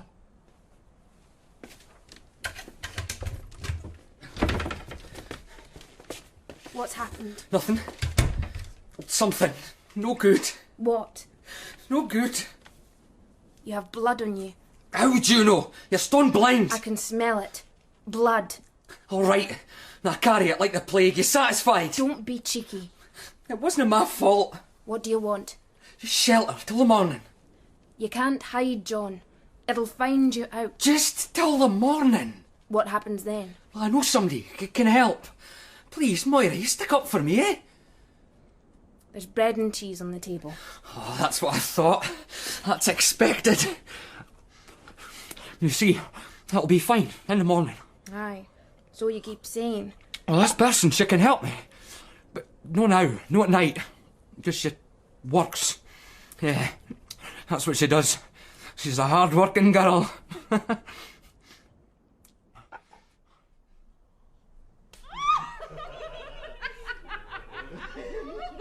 What's all that noise, Hannah? Silas Ogilvy, celebrating. I don't like that man. But you run a body house, Mistress Brash. True, the Just Land high-class but body. He's paid for a dozen champagne and 3 of the girls. It's a quiet night. Custom is everything. Isn't it so? Grace Pringle, where are you duking off to? I need a whizzy. Well, do it and get back to your chosen profession. Oh, he's gruesome fat. He's custom. You look like Watty to the Worm, Grace. His hands are terrible slimy. Grace, where's my little Grace? Oh. These inside privies. I warned you. Where is she? Grace is requested by another client. Eh? Her regular. I've already paid, Jean Brash. The twins will compensate you. 2 for the price of 1. Oh, but Grace is such innocence. Oh, she invites corruption. And you carry it. In my very pores. No use looking at us. We were corrupted long ago. Our mother's milk. Then I shall return to my accessible coupling. Makes you want to wash your hands. And your feet. You indulge that girl. Her ruin will come soon enough. Where are you going, McLevy? Burglary, sir. The High Houses of Leith. I know of it. Mrs. Selkirk lost all her jewellery. I know that as well. Back from a charity meeting to find her butler unconscious on the floor and the street door wide open. As always, Lieutenant Roach, you grasp the detail like a veritable master. Now, if you'll excuse me... I will not. What? You owe me a written report on the Haymarket affair, a case belonging to another station in which you interfered. I solved that case. You interfered. I have waited a week for that report. I shall wait no longer. Besides, Mrs. Selkirk is a vulnerable young woman, a recent widow, her husband well respected. The matter must be handled with some delicacy. Then I'm your man. I think not. Constable Mulholland? Do I hear my name, sir? Indeed, it is time you came out from under McLevy's shadow. You will assume the mantle of this investigation. Thank you, sir. Don't let me down. Now, Constable Miller, a word with you. You sleek-it pooches. The Haymarket. Never fish in another man's stream, sir. Exactly what you're doing. But you are poaching. I have a permit. Sleek-it pooches. Right, off you go, Mulholland. Miller awaits you at the desk. What? He will accompany you in the case. But, sir, you said delicacy. I did. With all due respect, Constable Miller, the boy's a dunderhead. And no doubt he will improve in your company. Off you go, Mulholland, and don't let me down. I'll do my best, sir, but Miller, I'll do my best. Haymarket. I await the report, McLevy. Write it.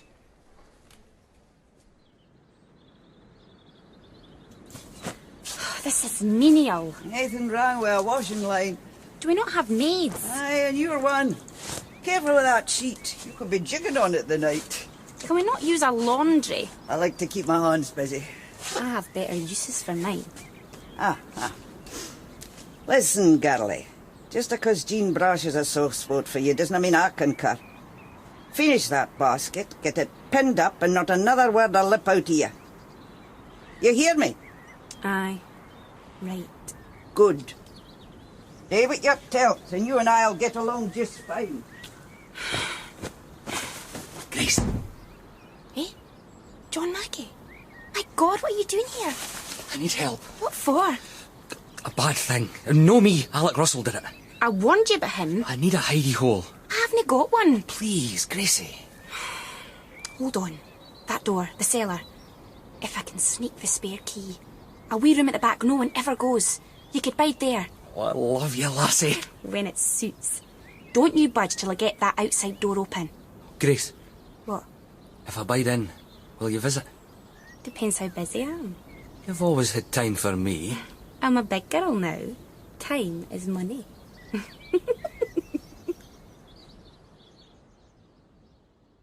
So, the jewels were in this box. Yes. Which is now empty. As far as the eye can see. Huh?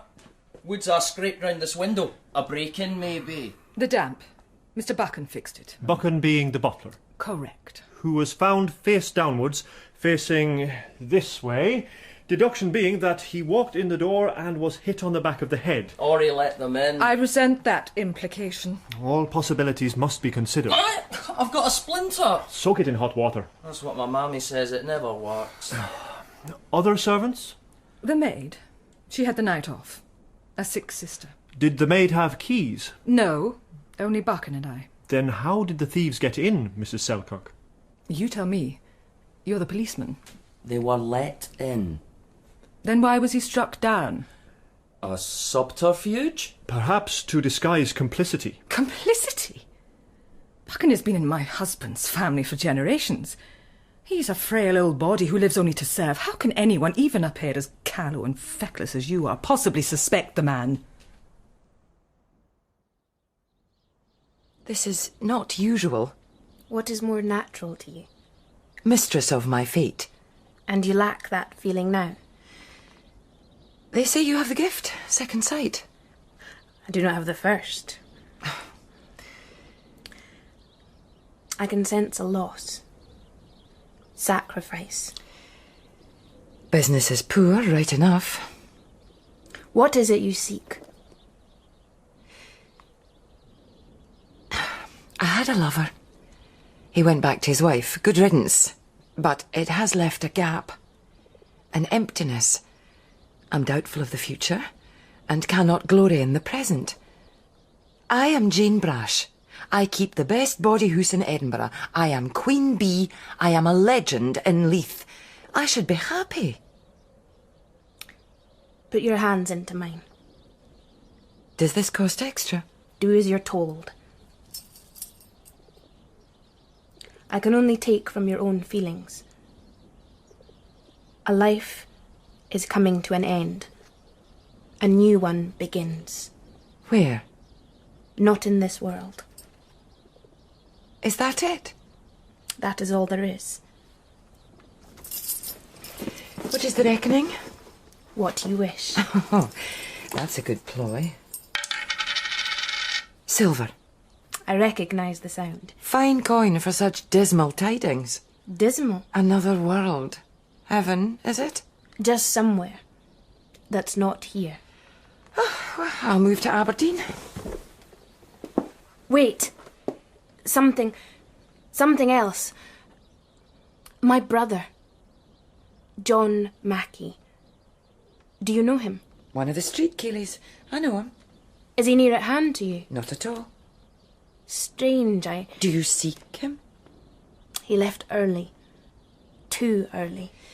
Maybe your prescience is having an off day.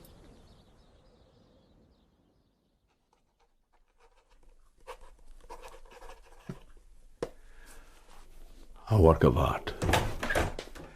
Aha! The great detective. How did it go? Terrible. Tell me no more. I'm off the case. Oh, no, sir, I beg you. Ask, as it were, any help, advice, most appreciated. You went round the pawns? With an item list of the jewels, nothing. Point of entry? Nothing forced. False keys, picklocks? It's an old lock, but strong, well-fashioned, not easy sprung. Inside job? According to Mrs. Selkirk, Wednesday was the butler's night off. I went a wee drink with his friends. She thinks he must have come back early and disturbed the thieves. Or he is suspect? A falling out, possible. I went round the hospital. He still lies unconscious. Any witnesses? Neighbours? Not a thing. One old biddy even threw a bucket of water at Miller. Did she drown him? No. He's in pain, though. Skelf in his finger. What a pity. You talked to the old biddy? Wouldn't open the door. Thought we were robbers. Did she have net curtains? Eh? Were they twitching? I don't know what you're getting at, sir. There's aye one in the street who makes it their business to know abody else's, and they guard that knowledge like the miser does his gold. They also live in fear that folk may find out about their lang-legged quisitive ways. A great banging on the door, such as from Miller's officious hand, can put them in a terrible palpitation. But I tapped gently on the window, spoke softly through the letter-box, and Biddy MacDonald came forth. Poking out from under her lace bonnet was the nose of a born spinster, white, twitching like the curtains. She admitted to keeking over at the Selkirk house the night in question and seeing two men emerge. One, a wee fella, scuttled off into the night, but the other stood for a moment, tall, burly, a shock of black hair with a white streak, and sporting a scarlet neckerchief. One of my charges answered that. Alec Russell, a known house thief with a hair-trigger temper. Bit of a dandy, with a Dulcinea who also loved to bedeck herself. In my experience, though thieves will fence the plunder, they cannot resist a trinket. On the list of stolen items was a small brooch shaped like a rose, and when we tracked him down in his usual drinking den, there it sat upon his Dulcinea's proud breast. I know nothing, Inspector. What's the word, Mulholland, when you land a fish and you put a big hook right up through its belly? Gaff. Russell, you're gaffed like a salmon. You were seen emerging from the house. After smashing the old boy down. Dead, isn't he? What? Thieving and murder. A fine combination. I did nothing. We have you on possession. Where are the rest of the jewels? He's got them. Who? That hook in your belly. The more you fight, the deeper it goes. Give up the struggle, Alec. John Mackey. He did it all. Hit the old boy, ran away with a lift. I was only left with that keepsake. I know Mackey. A wee Keely. Not big enough for this. Don't you believe it? They're all schemed, and he's vicious day. Vicious. How did you get in? He had keys. Where from? I don't know. Where is he now? Could be in China. Don't get sneesty, Alec, or you'll carry it all, 25 years and more. Now where is John Mackey? He has a sister. I goes to her. He has a sister.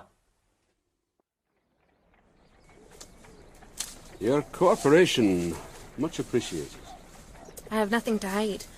Your constable may continue to search my house. He's good at that. They say you're a witch. There are many kinds of witches. Bonny garden. How do you tell the weeds apart? By touch. This is vervain.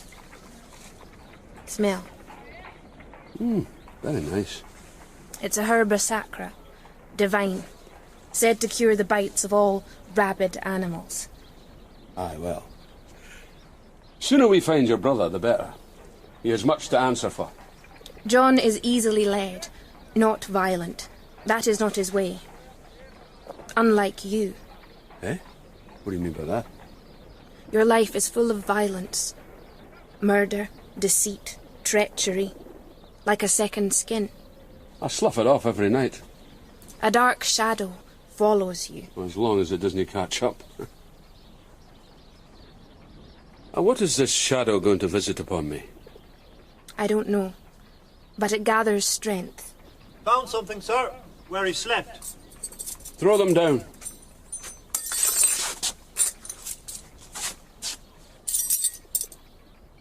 Are these yours? What are they? Keys, Mrs. Selkirk, to your own front door. How did the criminals come by them? Let me see. Oh, of course. How could I be so stupid? They are my late husband's. How is that? Oh, when he died, In all the confusion, they went missing. I thought they would turn up eventually, but someone must have taken them and... Sold them on to the thieves. Exactly. And who would have done this? After the death, so many strangers in the house, tradesmen, the undertakers, extra staff for the funeral arrangements. It could have been anyone. So it could. One good thing. These keys and the testimony of this man, Russell, would seem to clear Mr. Buchan from any blame. I deeply resented your constable's imputation to the contrary. Young men lack delicacy.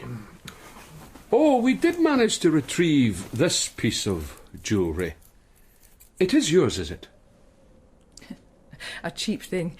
I do charitable work, and one of the poor wretches gave it to me as a present. Probably stole it. I didn't have the heart to refuse it. Of course not. Here it is anyway. It's the thought that counts. The rest of my jewellery is of considerable value. Have you retrieved that? Not yet. Then I suggest, in the absence of further questions, you make it your business. Indeed. Indeed we will. Come along, Mulholland. You've wasted enough of this good lady's time. Oh, a trifling thought. Yes? The jewels, were they insured? I expect so. Then if the worst comes to the worst... They were presents from my husband to me. They are irreplaceable. Money does not come into it. I want them back.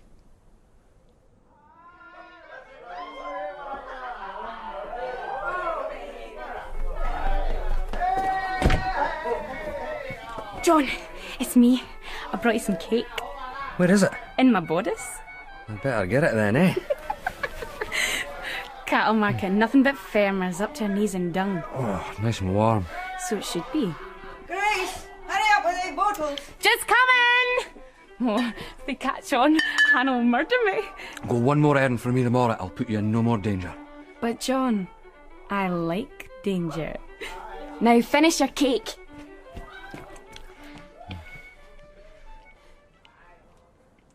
McLevy, a moment. Constable Miller tells me you have taken him off the case. He's got a sick finger. Where is the report I requested? On your desk, under the golfing periodicals. It was at my entreaty the inspector assumed command again, sir. We were getting nowhere. I see. So? One of the transgressors already under lock and key, and I have made some inquiries in the lower depths of Leith as regards the other. We will find him. And the stolen jewels to boot, sir. Well, let us hope that your confidence is not misplaced.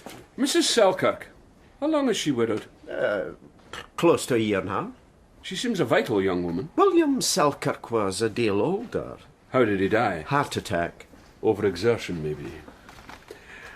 How did he make a living? Property he bought and sold. Speculator.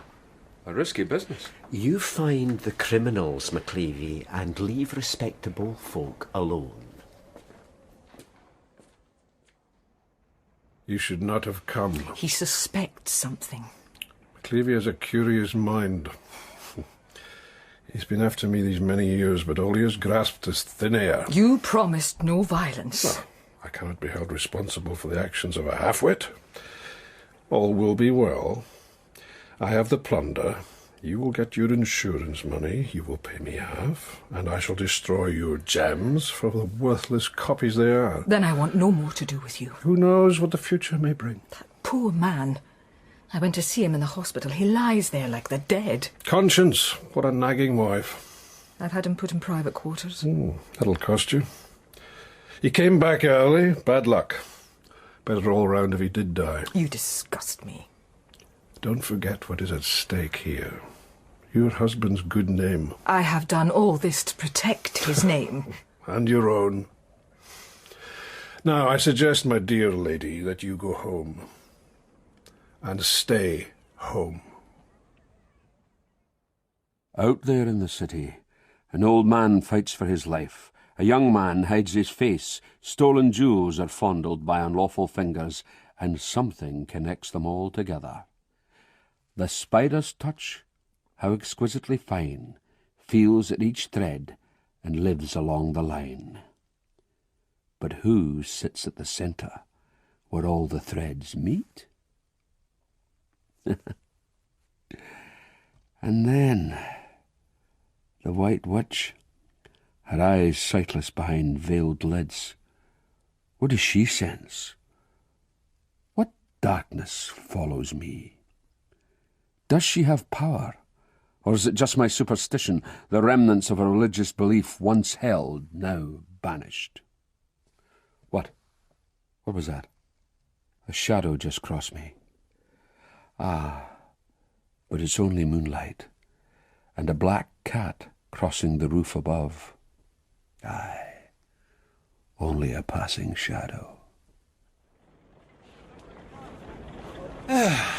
Fine morning, sir. So far.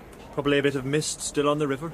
Trout on the rise. Flick of the wrist. And there goes the bait. Eh? Grace Pringle. Pretty wee girl. My informants tell me that her pouty is John Mackie. She works for Jean Brash. No lovers allowed. You say so. She dotes on the market, and I'd hoped to find her here. But see, no frills or knick-knacks bought. Straight on through, as if she has a place to go. She'll lead us to Mackie. She'll lead us somewhere.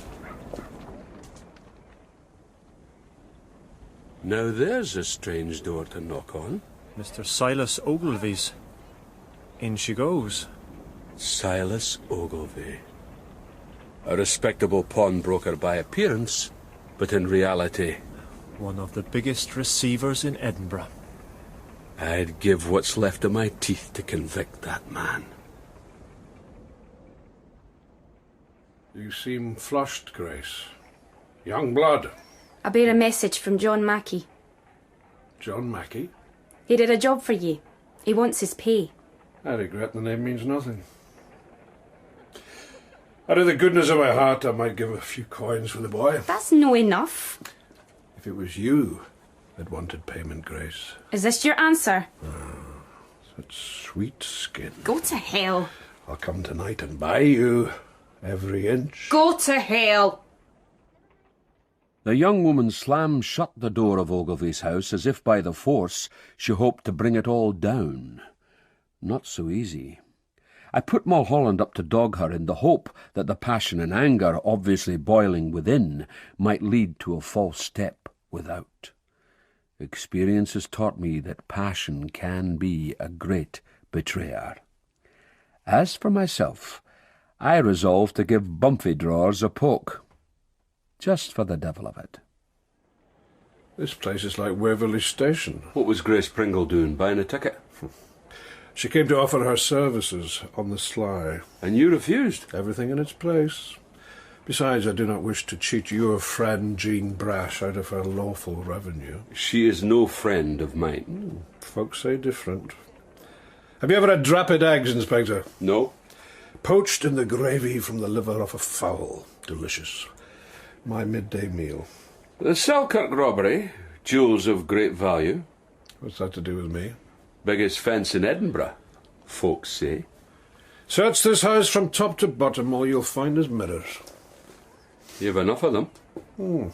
I like looking at myself. Such a glorious prospect, don't you think? One day I'll find your stash, and I'll put you away for life. But until then, I may regard myself with a measure of satisfaction. 18, 30, 20. Oh! What is't? Lost your count? The corner. Did I not see a rat? Could be. There's a plague of them. Have you put down poison? The beasts are impervious. We cannot have the just land hoaching with rodents, Hannah. Aye. Enough get through at the door. Deal with it then. You're gay crabby these days. I just don't like rats.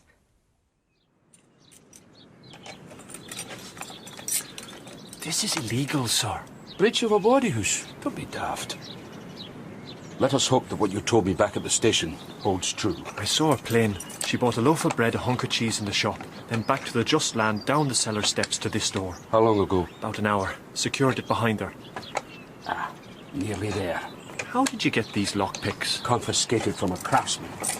Hidden in my desk. And not a word to the lieutenant. Open sesame. Can we not just knock at the front? Where's your sense of adventure, man? No sign of Grace. Afternoon shift. What was that? Probably infested. I've stood in something. Shh. A door at the end there. So it is. You do it, in case there's a pistol behind. Sense of adventure, eh? Open sesame! Hold him! Get him inside! Get him inside! Hannah, what's going on down there? It's in the cellars. But just stop it then. I'm no a regiment. What's happening? Get back to the sheets. Judge McGregor, I falls asleep. Go on, Hannah, get downstairs. No, but I'm lonesome. Oh, come on then. Just kiss the cuffs, my manny.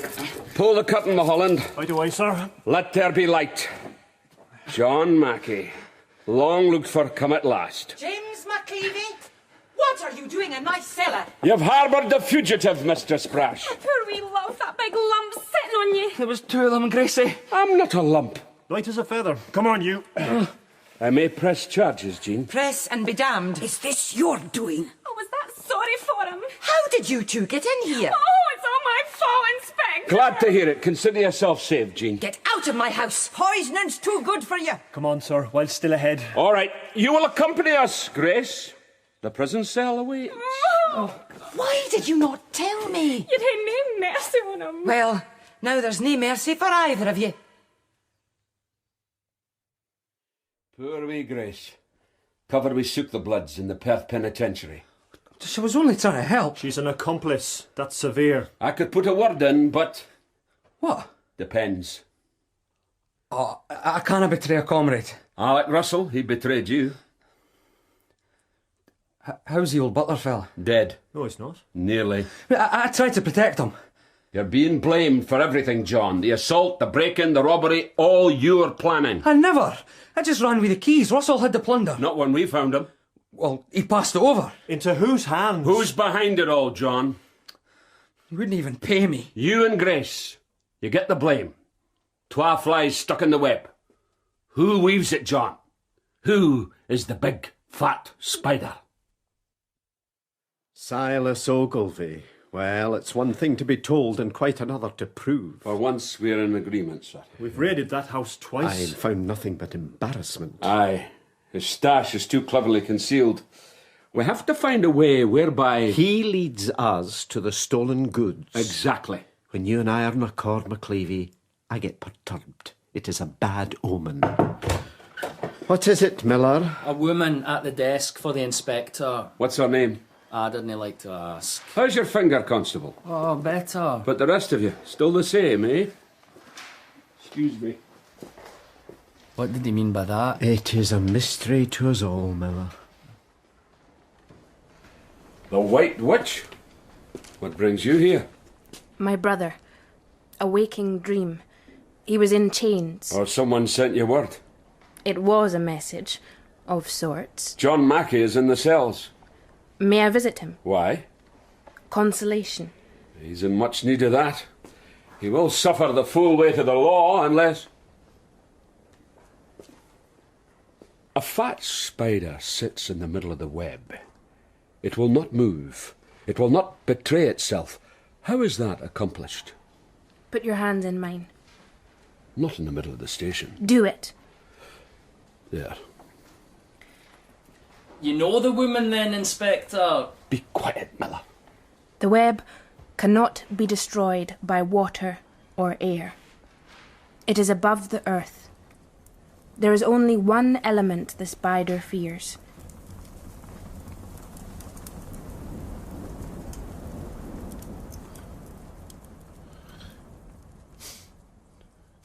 What? What's going on? Oh. Oh, God help me! God help me this night! Your house is aflame, Maester! Fetch! Fetch the brigade! I'll endeavour, but run! Take what you can and run for your life, sir, for your life! Miller is gilding the lily. This doesn't work. We'll be hung, drawn and quartered. Hardly see through the window for smoke. And whose fault is that? Wait. There he is. Oh, what a panic's in his breasty. Where is he going? Well, would you look at that for a hidey-hole, eh? A glorious prospect. I should have twigged. That's enough. Enough. That'll keep me fine. The house can burn. I'll buy another. Fine. Open the door, and I'm fine.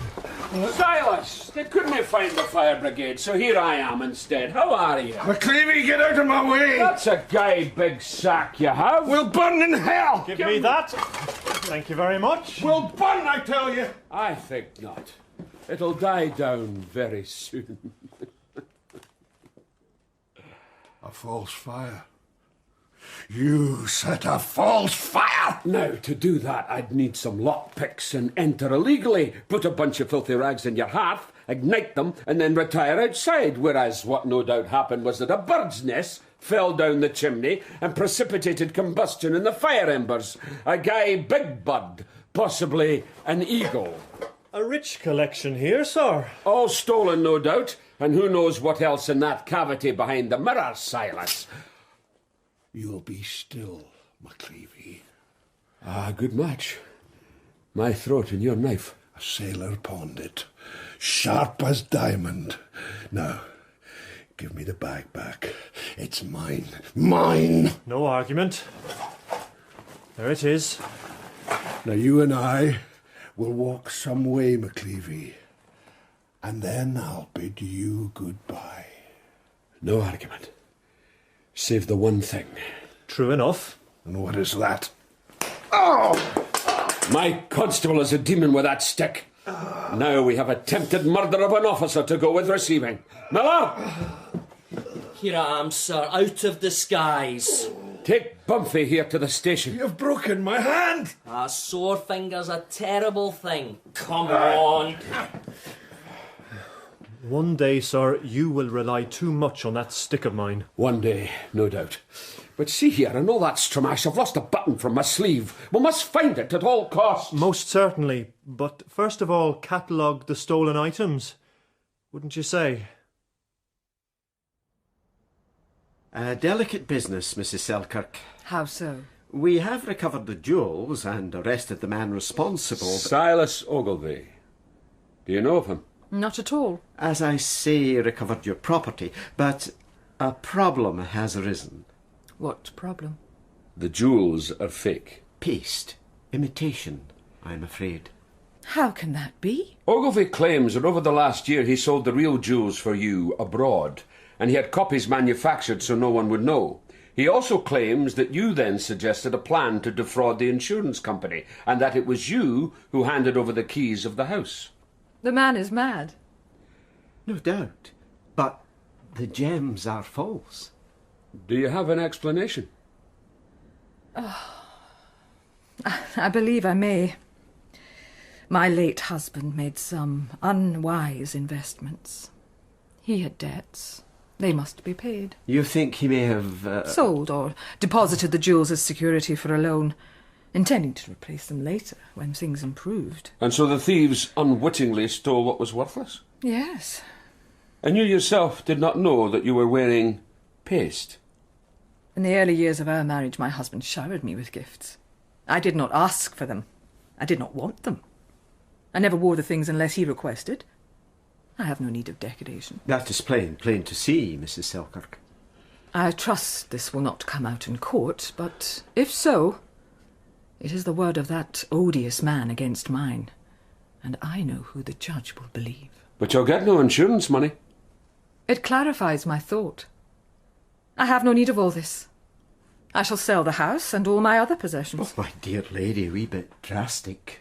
I should have done it before. But it is your home. I have no need of it. I am at my happiest with little. Working. To help the poor. All I've ever wanted to do. I married William Selkirk to please my parents. They thought my choice of vocation unseemly for a woman of my class. Unseemly? Charity committees, my wife is never out of them. I lived with the poor. Worked with them, cheek by jowl. I care for those less fortunate. Like your butler. Buchan recovered his wits this morning. The doctors are confident of his return to health. All's well that ends well, eh? Good day, gentlemen.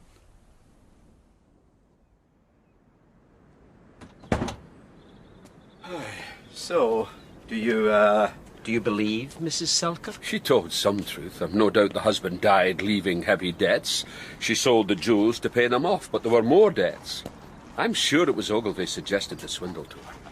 He is an insidious swine. Well, we have him on so many counts. He may be persuaded to drop his allegations. Not if it means a reduction of sentence. Not 1 minute less. I'm sure that will not arise. If I'm asked on the stand, I will not deny what I know. Only if asked a specific question. Other than that, you will confine yourself.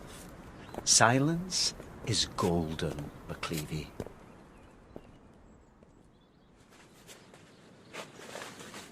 You seem angry, Inspector. Proverbs irritate me. I went to the hospital. The butler Buchan confirmed to me that it was Russell who attacked him. And my brother's part? He tried to interpose himself to protect the old man. That's a mercy. It may mitigate the judgment. Thank you for telling me this. I had another motive. This shadow you sensed, does it still follow me? It does. Is it the shadow of death? That never leaves us. Here. What's this? Rue. The herb of grace. Prevents contagion.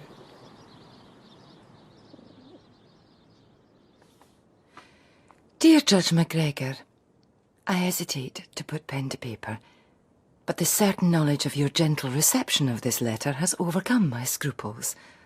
One of my employees, Grace Pringle, has unfortunately become involved in a case which I believe will shortly come before you for judgment.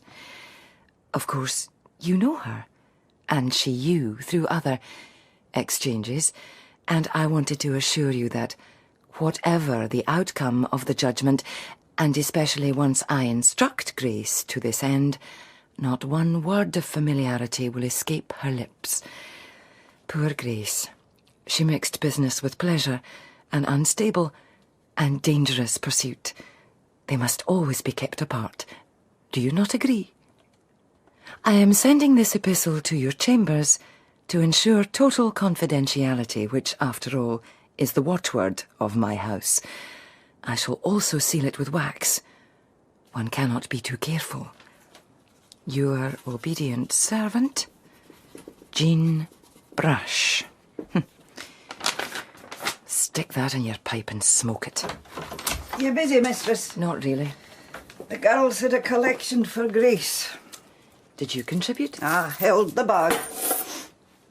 Never liked her, did you, Hannah? She was too lippy. And what were you at her age? The soul of obedience. I doubt it. You were soft on her, mistress. She reminded me of someone I once knew. I'm out to deliver this letter. Can you no post it? I don't trust the post. One thing, Grace. Need to replace her. No shortage of candidates. Aye, but her speciality. Innocence is hard to find.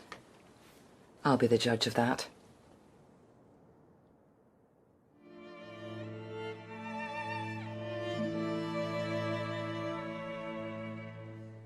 One thing my mother taught me when young was the rudiments of thread and needle.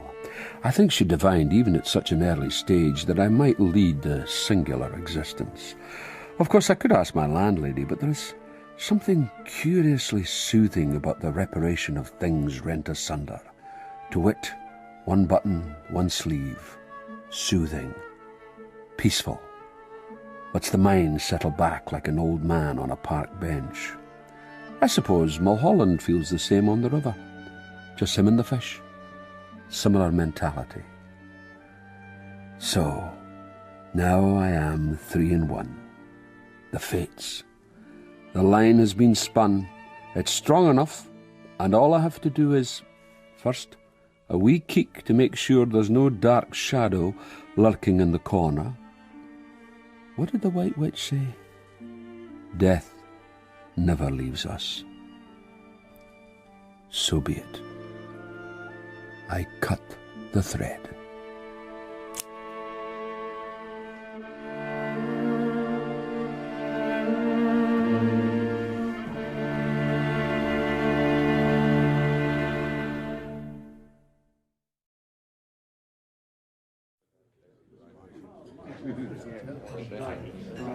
So, Captain Lambert, Ready to take the bear by the tooth? I am indeed.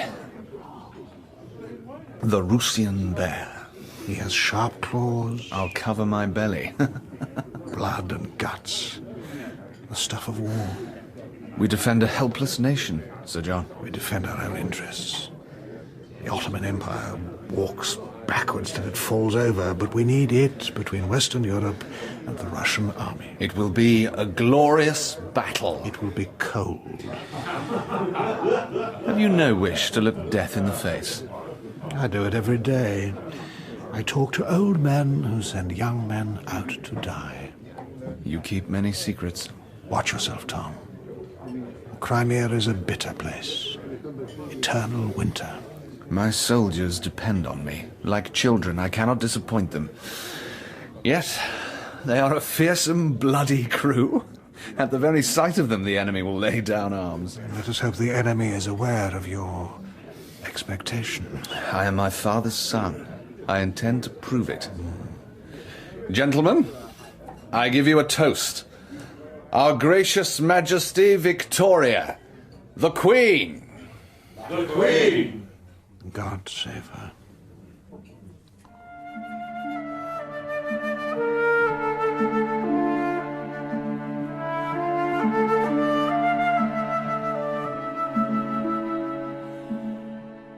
Sebastopol has finally fallen, and the Queen has decreed festivity at the end of a long, dirty, bloody war.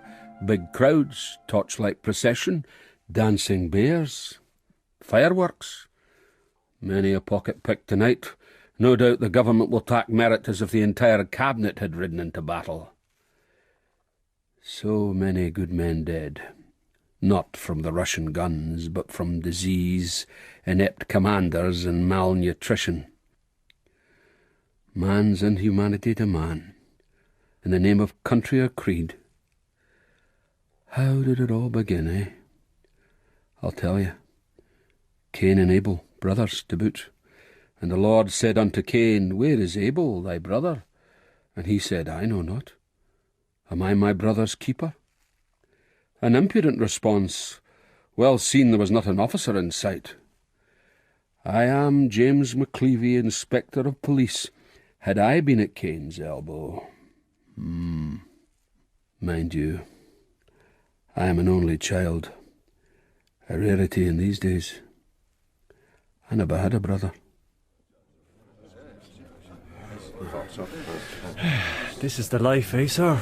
Is it? The creme de la creme of the Edinburgh force, and here we are. Why should we not be? Inspector McLevy, good day. Lieutenant Roach, your servant, eh? Got yourself shaven, sir? You seem to have barely attempted that. Up half the night. Burglary case. Rooftop reconnaissance, sir. But how is it Constable Mulholland here seems fresh as a daisy, while you look like a pea-the-bed, McLevy? God's mystery, Lieutenant. Aha. I am aware, James, this sort of gathering brings out the worst in you. Don't make me regret my invitation. Attention now. This is us. Sandy Bell, creme de la creme, eh? I have the honour to present Sir John Hastings, who's in charge of Her Majesty's security, and she about to visit your fair city for a wee ride up Princes Street. A triumphal ride, Lieutenant Bell. Aye, triumphal. Well, here's Sir John. Gentlemen, I'm well aware that you more than know your business. This is a well-policed city, one of the best, but I thought it sapient on this occasion to bring us all together so that we may, so to speak, sing from the same hymn book. Not in Latin, mind. My own operatives will be active, but they will in no way seek to disturb any local sensibilities. For your part, I must ask you to exercise extreme vigilance. Any suspicious characters, any anti-royalist views, any talk of harm directed against the royal person. Surely the last time Her Majesty visited, she came and went without all this stooshy. McLevy? No, it is a fair point. Times change, sir. Although the Crimean War has been won, with the help of God... And the French. Nevertheless, a great deal of republican sentiment has been stirred up. Happy is the country whose annals are blank in history.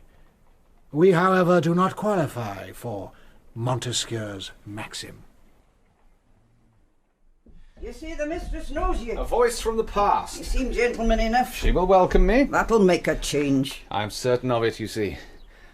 I have a marvellous attribute. Uh-huh. Enter if you must. Hannah, I have the accounts here and I ask to be left... Oh, Tom Lambert! Jean Brash, bonny as ever. Hannah, fetch champagne. Buckets of it. Welcome indeed. Well, madame, shall we dance the goose?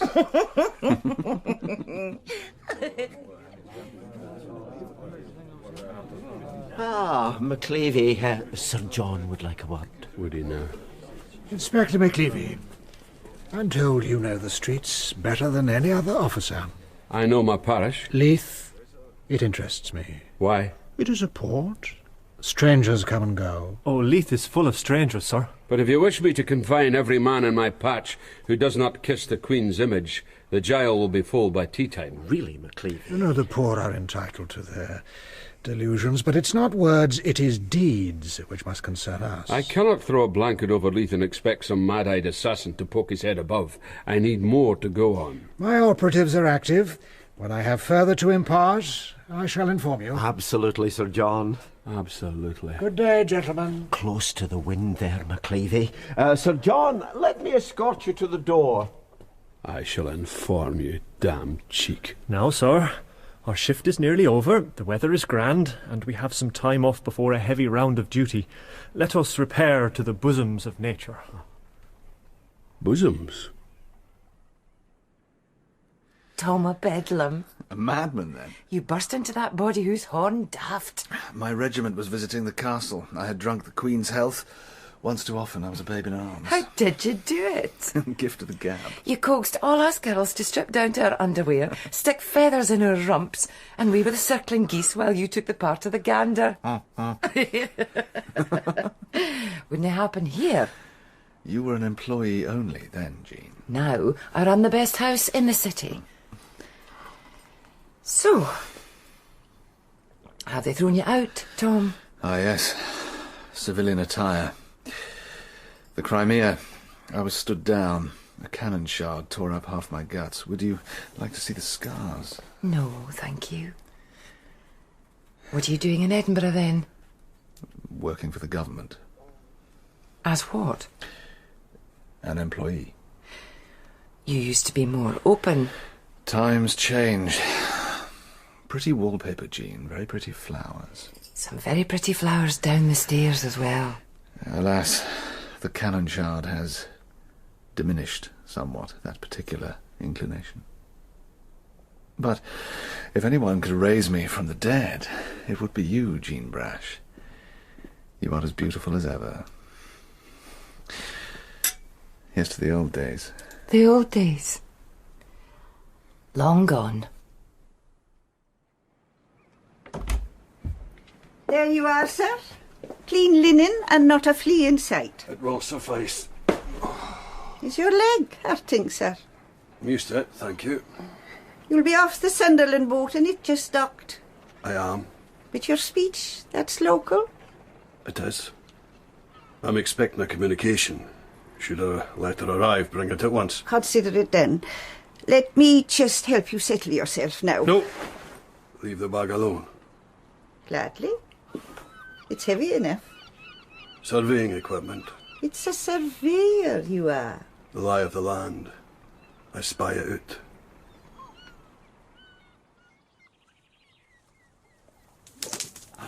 Damnation. Serenity of purpose, sir. This line is tangled. Wait, let me... There now. It's all in the movement of the wrist, sir. Let me show you. You've shown me already. I'll do it myself. Very well, go ahead. You're too close, Mulholland. Stand back. Right. Movement of the wrist. Back and forward. Back and forward. Back and... Ah! Look at so. The branch moved deliberately into my path. You took no account of it. Give me... There. Now, try again. It's all your fault. Me? You lack patience. You would try the patience of a saint, and I fall far short of that. Now, for once in your life, will you follow instruction? No need to shout. Look, snake it out, under the branches, to and fro, aiming at that little patch of water where I guarantee there's a big fat trout waiting if our bellowing hasn't frightened him off entirely. To and fro. Now! Yes! I've done it! Done it! How did I do that? Ah, there's a fierce thing. He took it like a Christian. What do I do now? Play the fish. He's hauling at me. Follow him downstream. Follow. My trousers are getting soaked, Mulholland. I forgot to bring you boots, but don't let go, sir, even if you dip under entirely. Whoa! The hook is in. Ah! The hook is in. Mr. Cooper! Mr. Cooper! What is it? Your letter, sir. Come this minute. A wee boy brought it in now. I thank you. A secret romance, is it, sir? Something like that. Thank you.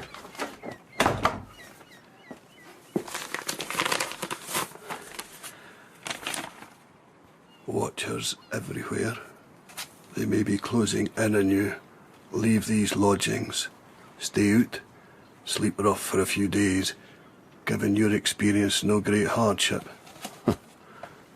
Stick to the plan, and we shall leave a deed for the world to wonder at. Come he slow or come he fast, it is but death that comes at last. Towards this end there is a small task you must perform. It may amuse you somewhat. When you... Aye, it does. It does indeed.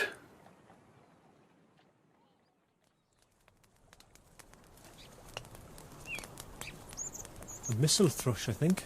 Is it so? Oh, fine specimen of a fish. And I fought him to a standstill. Indeed you did, sir. Bread, pickle, and spring water. A feast fit for a king. Victoria and Albert. Couldn't do better. Uh-huh. You had a dab hand with that fire, Mulholland. I'll wager you've done some poaching in your time. In my younger days. You're not that old. Living so fine and free.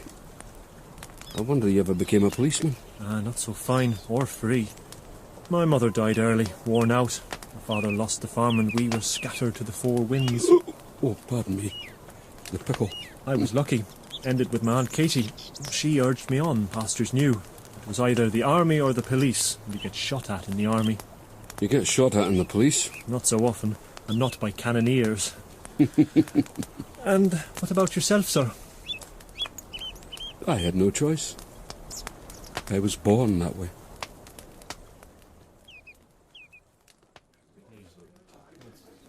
Victoria Britannia will beat the Russians just for you.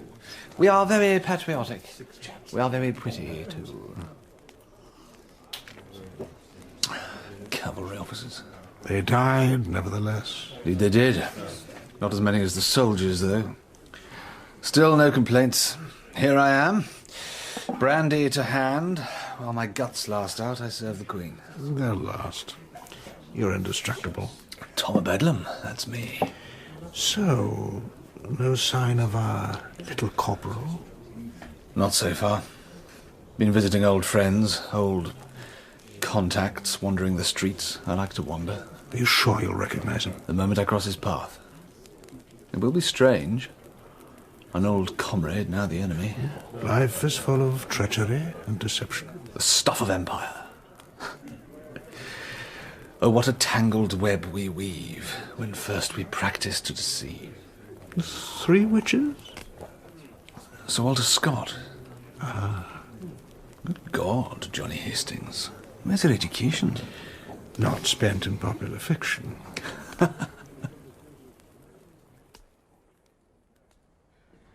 What a disgrace. Undeniable, sir. A slogan in red paint daubed on the wall of the Register Office. Princess Street, not our patch, sir. That's not the point, McLevy. The words. Victoria Regina. No finer death. I've got him! I've got him good!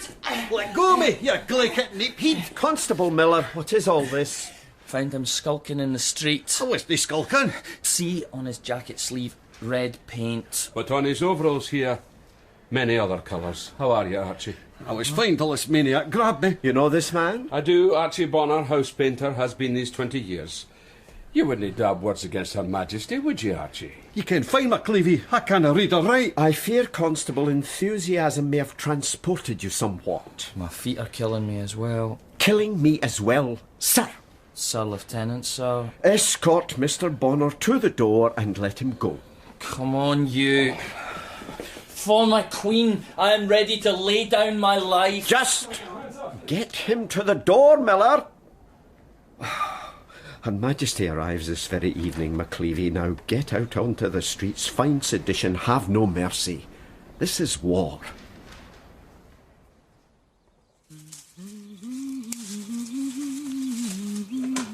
Mistress, you have a visitor. Who is it? The midden man. Tom, have you fallen on hard times? Not yet, but I am practicing. Thank you, Hannah. My pleasure. A pretty garden. Peaceful. I like that. I had hoped to keep our friendship and mutual regard untainted by matters of state. Mutual, right enough. You paid, I performed. Long ago. But after that was friendship.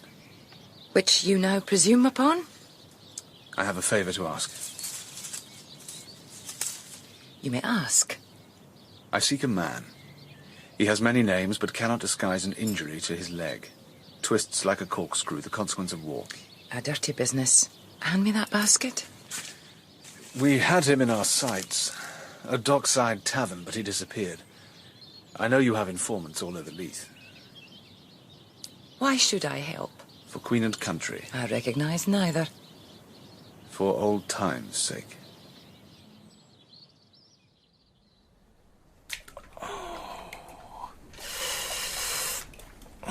Are your feet in pain?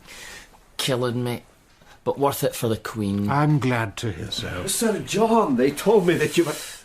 Miller, pick up your basin and walk. Walk where? Just get out of my sight.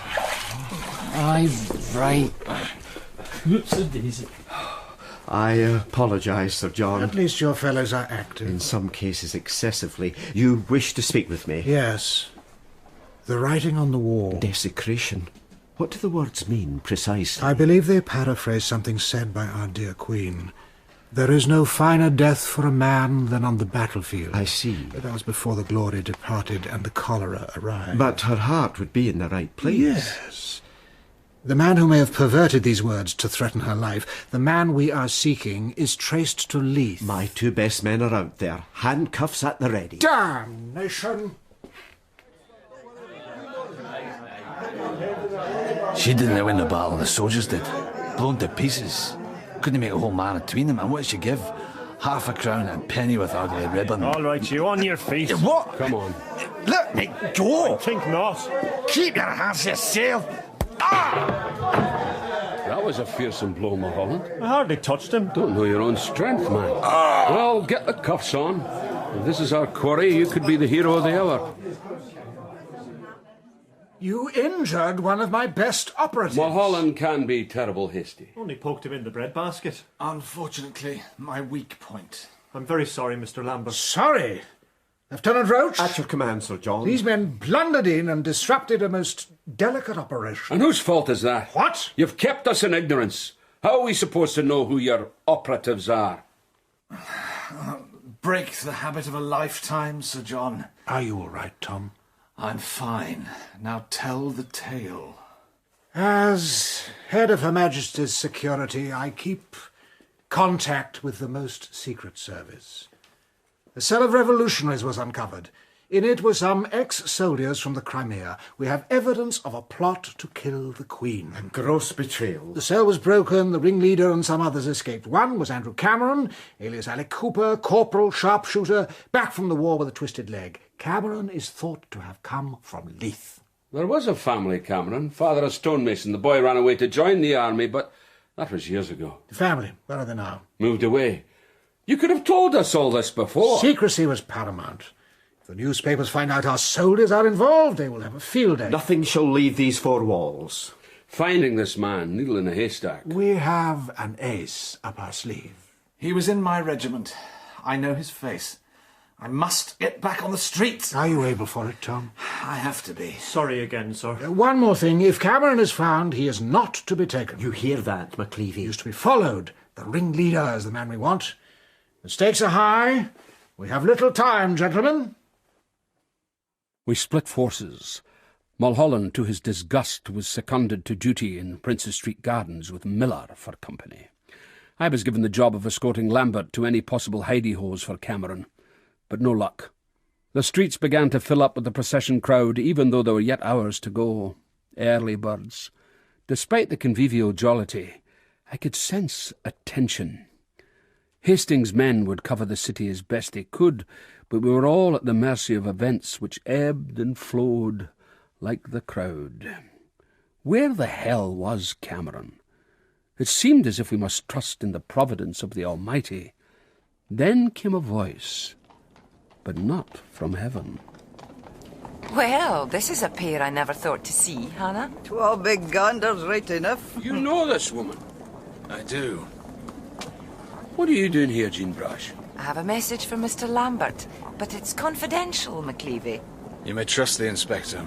You don't know him like I do. He broke into a body house. I was after a criminal. You were desperate. I was not. That's enough, Hannah. The past is dead. Is it not, Tom? A message, you said. I may have found the man you seek. Where is he? Amongst the dead. Why has Lieutenant Roach got his guard in a flower bed? It lies along the route of the royal carriage. And the Scott Monument, in case they steal it. It is a possible vantage point. Vantage for what? That's my concern. You stick to the flowers. Ah, well, Constable. At least we've got each other for company.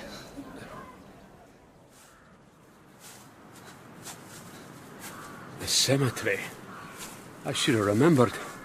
Father's stonemason, the boy would never be out of this place. Let us hope he's here now. One of Jean's spies witnessed a man with a twisted leg making quite a show in front of the gates, up and down, as if he was waiting for somebody. It puzzles me. How so? Why be so public suddenly? There's an old shed at the back, where he was last seen. Pray it's not empty. You all right? An old wound, newly tended. If you're going to die, you're in the right place. You have a queer sense of humour, McLevy. Is that your man? Cameron. I am certain.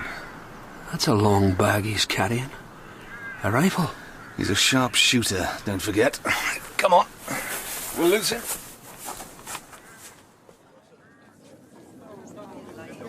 That's a fair pace, bad leg or no. Where is he? Through the crowd, by the tavern. Waiting. He's waiting for someone. But again, why so public? The press of people. He feels protected. Not from me. Not on Leith. I must report back to Hastings.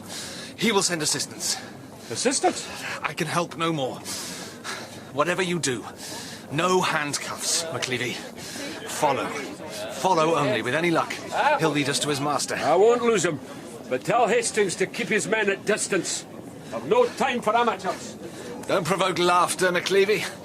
It's too painful. The remark was not meant to be funny. The only person I trust with me on surveillance is Mulholland, but he wasn't there.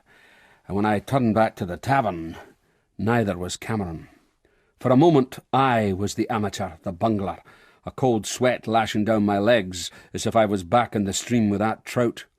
Then I saw my fish, thank God, wriggling through the crowd. Off I went. The hook was in. Cameron made his way to Leith Walk, then turned up the brae. We had now left the purlieus of Leith, and arrived where the Queen's coach would pass as it journeyed on a loop from Waverley Station, round Royal Terrace, Regent Terrace, Waterloo Place, then on to Princes Street. Cameron came to a halt and stood with the rifle bag clutched to his chest. A distant roar announced the departure of the royal coach.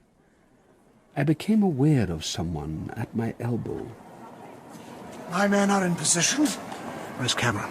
Front of the crowd. See, with the back. I see him. How is Lambert? Collapsed in pain. He's a brave man. Here comes the target. Hold for my signal. We wait too long. Your ringleader will not show his face. Hold! Cameron's dropped the bag. There's metal in his hand. We can hold no longer.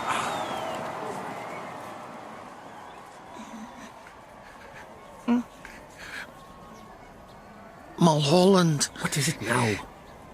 I need to relieve myself. Well, go into the bushes. Can I no whittle behind the monument? You cannot. That's Sir Walter Scott. It's dark down there in the bushes. Not if you go in really deep. Huh? Hurry up. The Queen's on her way. Don't let her past. I want to wave. Patience is a plaster for all sores. What's so funny, Cameron? An innocent cripple cut down like a dog. You are an assassin. No, with that rifle, it can't fire. Sir, the gun barrel's plugged. The whole thing's polished and waxed, an inscription carved to Her Gracious Majesty. What? Innocent. I was going to step out, present a gift to my queen. A heartfelt souvenir for the cruel war. What's going on? A decoy. That's why he was so public sudden, so easy found. It was to lead us astray. A real attempt will be made elsewhere.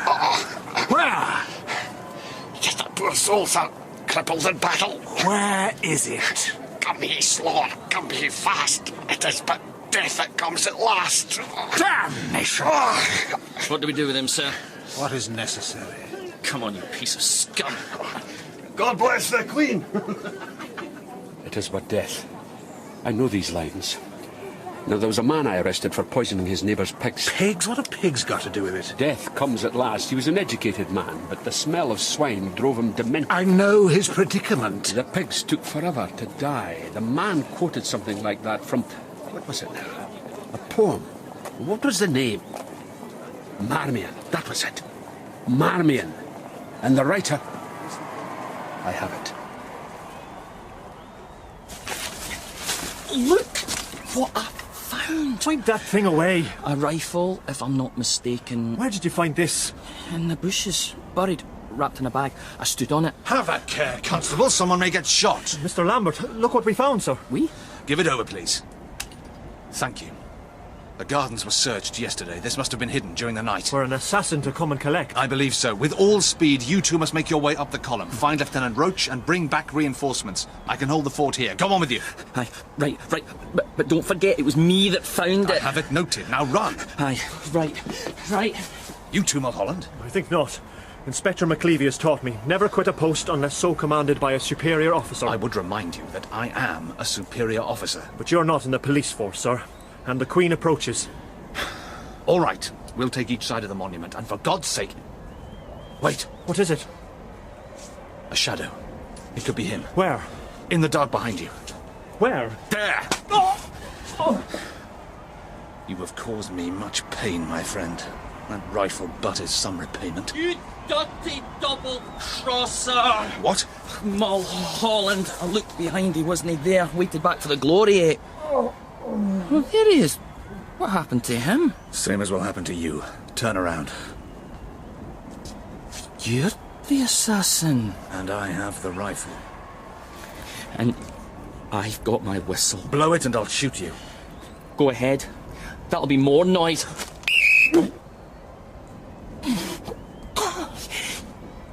You stuck me. I had a knife as well. I am sorry, sir. You dirty big traitor.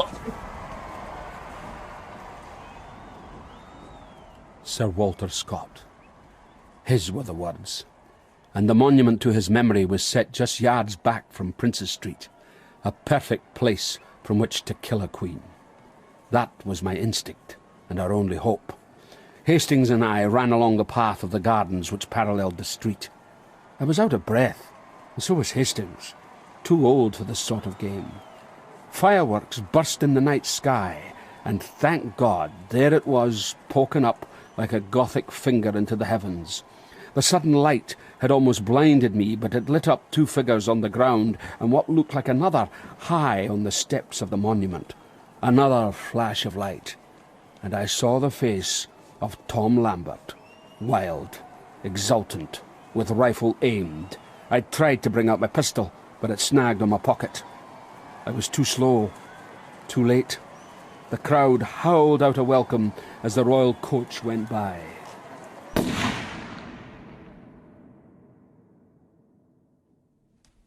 My God, it's quite the night. That Queen is a lot to answer for. As do we all. What a world. Buy and sell. That's about it. There was a time I felt different. You must have been Guy young. Tom Lambert. When I saw him, he brought it back. Stood in the middle of us, so wild and innocent. I thought maybe he'll take me away, like the prince in the fairy tale. You're right, I was young. There's only one man strong enough for you. But if he came to take me away, it would be to the penitentiary. Mulholland, are you all right? Never mind him. I'm dying over here. You look fine. That's 'cause I'm holding it in. Let me see. Dear God. The dirty swine. Did we get him? He fell like Icarus. It's a bad wound, Constable. It's me that's got it. You don't have to say. Hold on. I can staunch the blood. Don't bother. It's a death wound. You only get the one.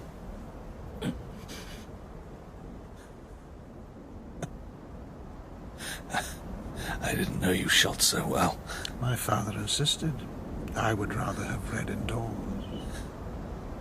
Why do it, Tom? The men, they died in my arms.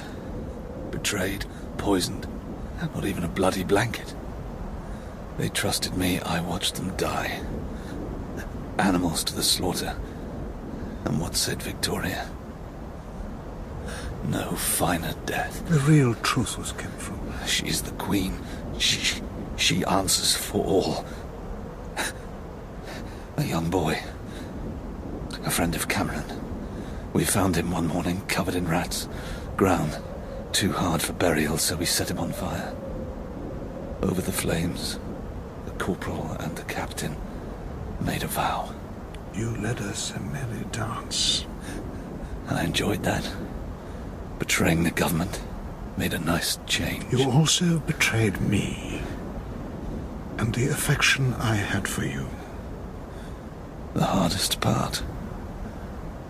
The lie most difficult.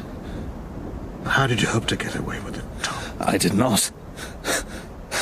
After the act, I would give myself up. Stand trial. Spill my guts. The war. The truth. I would have a stage to tell it on. My name. In history. Promise me. My story will be told. I shall not die for nothing. Promise me. I promise you, a story will be told. Good. Tom of Bedlam. That's me.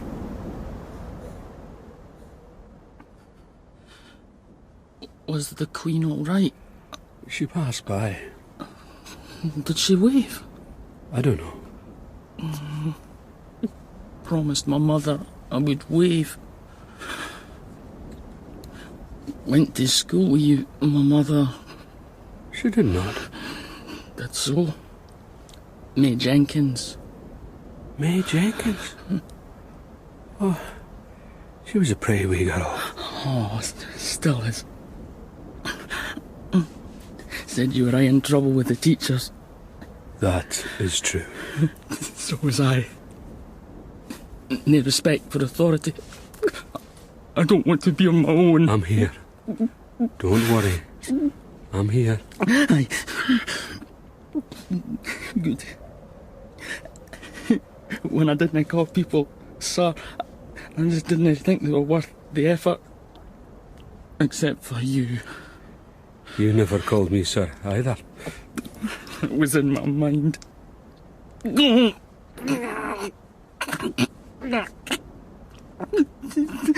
Tell my mother I made a good death. A hero. I shall tell her. A hero. I'm sorry, sir. He caught me on the hop. Thought he was on our side. Miller. Oh, you're in trouble now, Mulholland. I can't cover for you any longer. My loss. God help me. I'm not worried, McLevy, about my mammy. I'm the apple of her eye. Man of the house. See, my father died young. It runs in the family.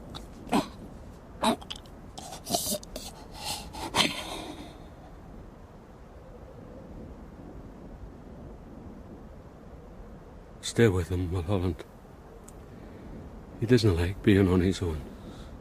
None of us do, sir. None of us. Deliver us from evil. For thine is the kingdom, the power, and the glory, forever and ever. Amen. 2 men dead. One worth 1,000 of the other. No doubt. Tom Lambert was my half-brother. A dalliance of my father when young. The girl helped to a decent marriage. The boy found out when he was 12, came to our country house, stood outside in the pouring rain for 3 days. Then he turned and walked away. Later he joined the Guards, more his father's son than I ever was. The old man died. We met, got on well. Opposites. He was death or glory, devil-maker. But he'd never been accepted, you see. Acknowledged. Under that smile was a dark, bitter grief. Tom Lambert killed my young constable. Were he alive now, I'd hang him from the nearest tree. No doubt. No doubt. Orders from on high, McLevy. Lord Palmerston himself. He can go to hell! He is the Prime Minister. If it came out that an ex-officer of the Guards, most especially one who had served in the Crimea, planned to kill Her Majesty, the press would... Tell the truth for a change. Wreak political havoc. There is to be no mention of assassination. None at all. What about Miller's death? A sneak thief tried to rob, stabbed him through the heart. Just bad luck. This is not justice. It is the law, laid down by our superior. Miller gave his life.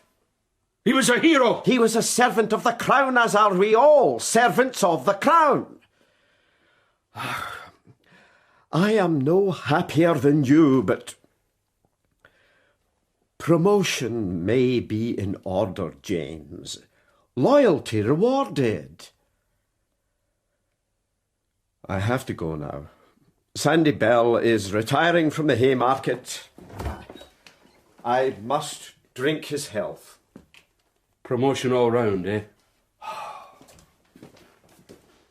Charlie is my darling, my darling, my darling. Charlie is my darling, the bold chevalier. Has he told you, Mulholland? Soon as I put my foot in the station. And? What can we do, sir? Orders are orders. Just like the army, eh? Just like the army. Miller was buried some days later. The coffin lowered down by his fellows, officers on hand, the full panoply of hypocrisy. Lieutenant Roach even said a few words over the grave, but sadly he did not fall in. The minister quoted from Isaiah, "He will swallow up death in victory, and the Lord God will wipe away tears from off all faces." Very comforting. Off they marched, and not one glanced back, lest conscience stick them in the guts. When I looked at Miller's mother, I could see the pretty wee girl she had once been. The tears ran down her face. She didn't realise she had buried the truth along with her son. I sent her home with Mulholland, one constable for another. That just left me, as usual, the evening gone, the night on hand, alone with my thoughts. The shadow of death had followed me and blotted out the life of that poor young man. Then a figure in white walked out of the trees towards me. Not a ghost, and most certainly never an angel. Not in mourning, Jean Brash. Black doesn't suit me. But I came to say goodbye to the constable. You knew him? Most of my girls did. More to that boy than met the eye. I like cemeteries, green grass, Uh-huh. laid to rest. What if you could roll up the world like a carpet and find a new one underneath? It's a nice thought. Edinburgh. It's everything and nothing. Seems that way, sometimes. The new world. Maybe I'll go there. You just take the old vices. Maybe not. I could marry, raise a family. I've just about got enough time. I don't see it, Jean. I may resolve to surprise myself. Would you not wish me luck? I wish you the luck you deserve. What do you have to hold you here? My duty? What is duty compared to what a new world has to offer? I cannot change.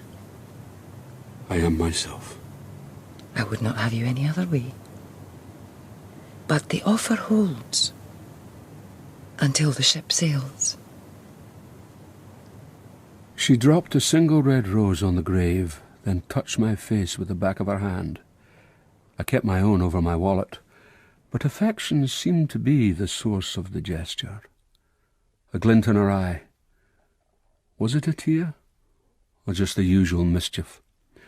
I put up my hand to catch hers and brought it to my lips. It seemed a gentlemanly thing to do.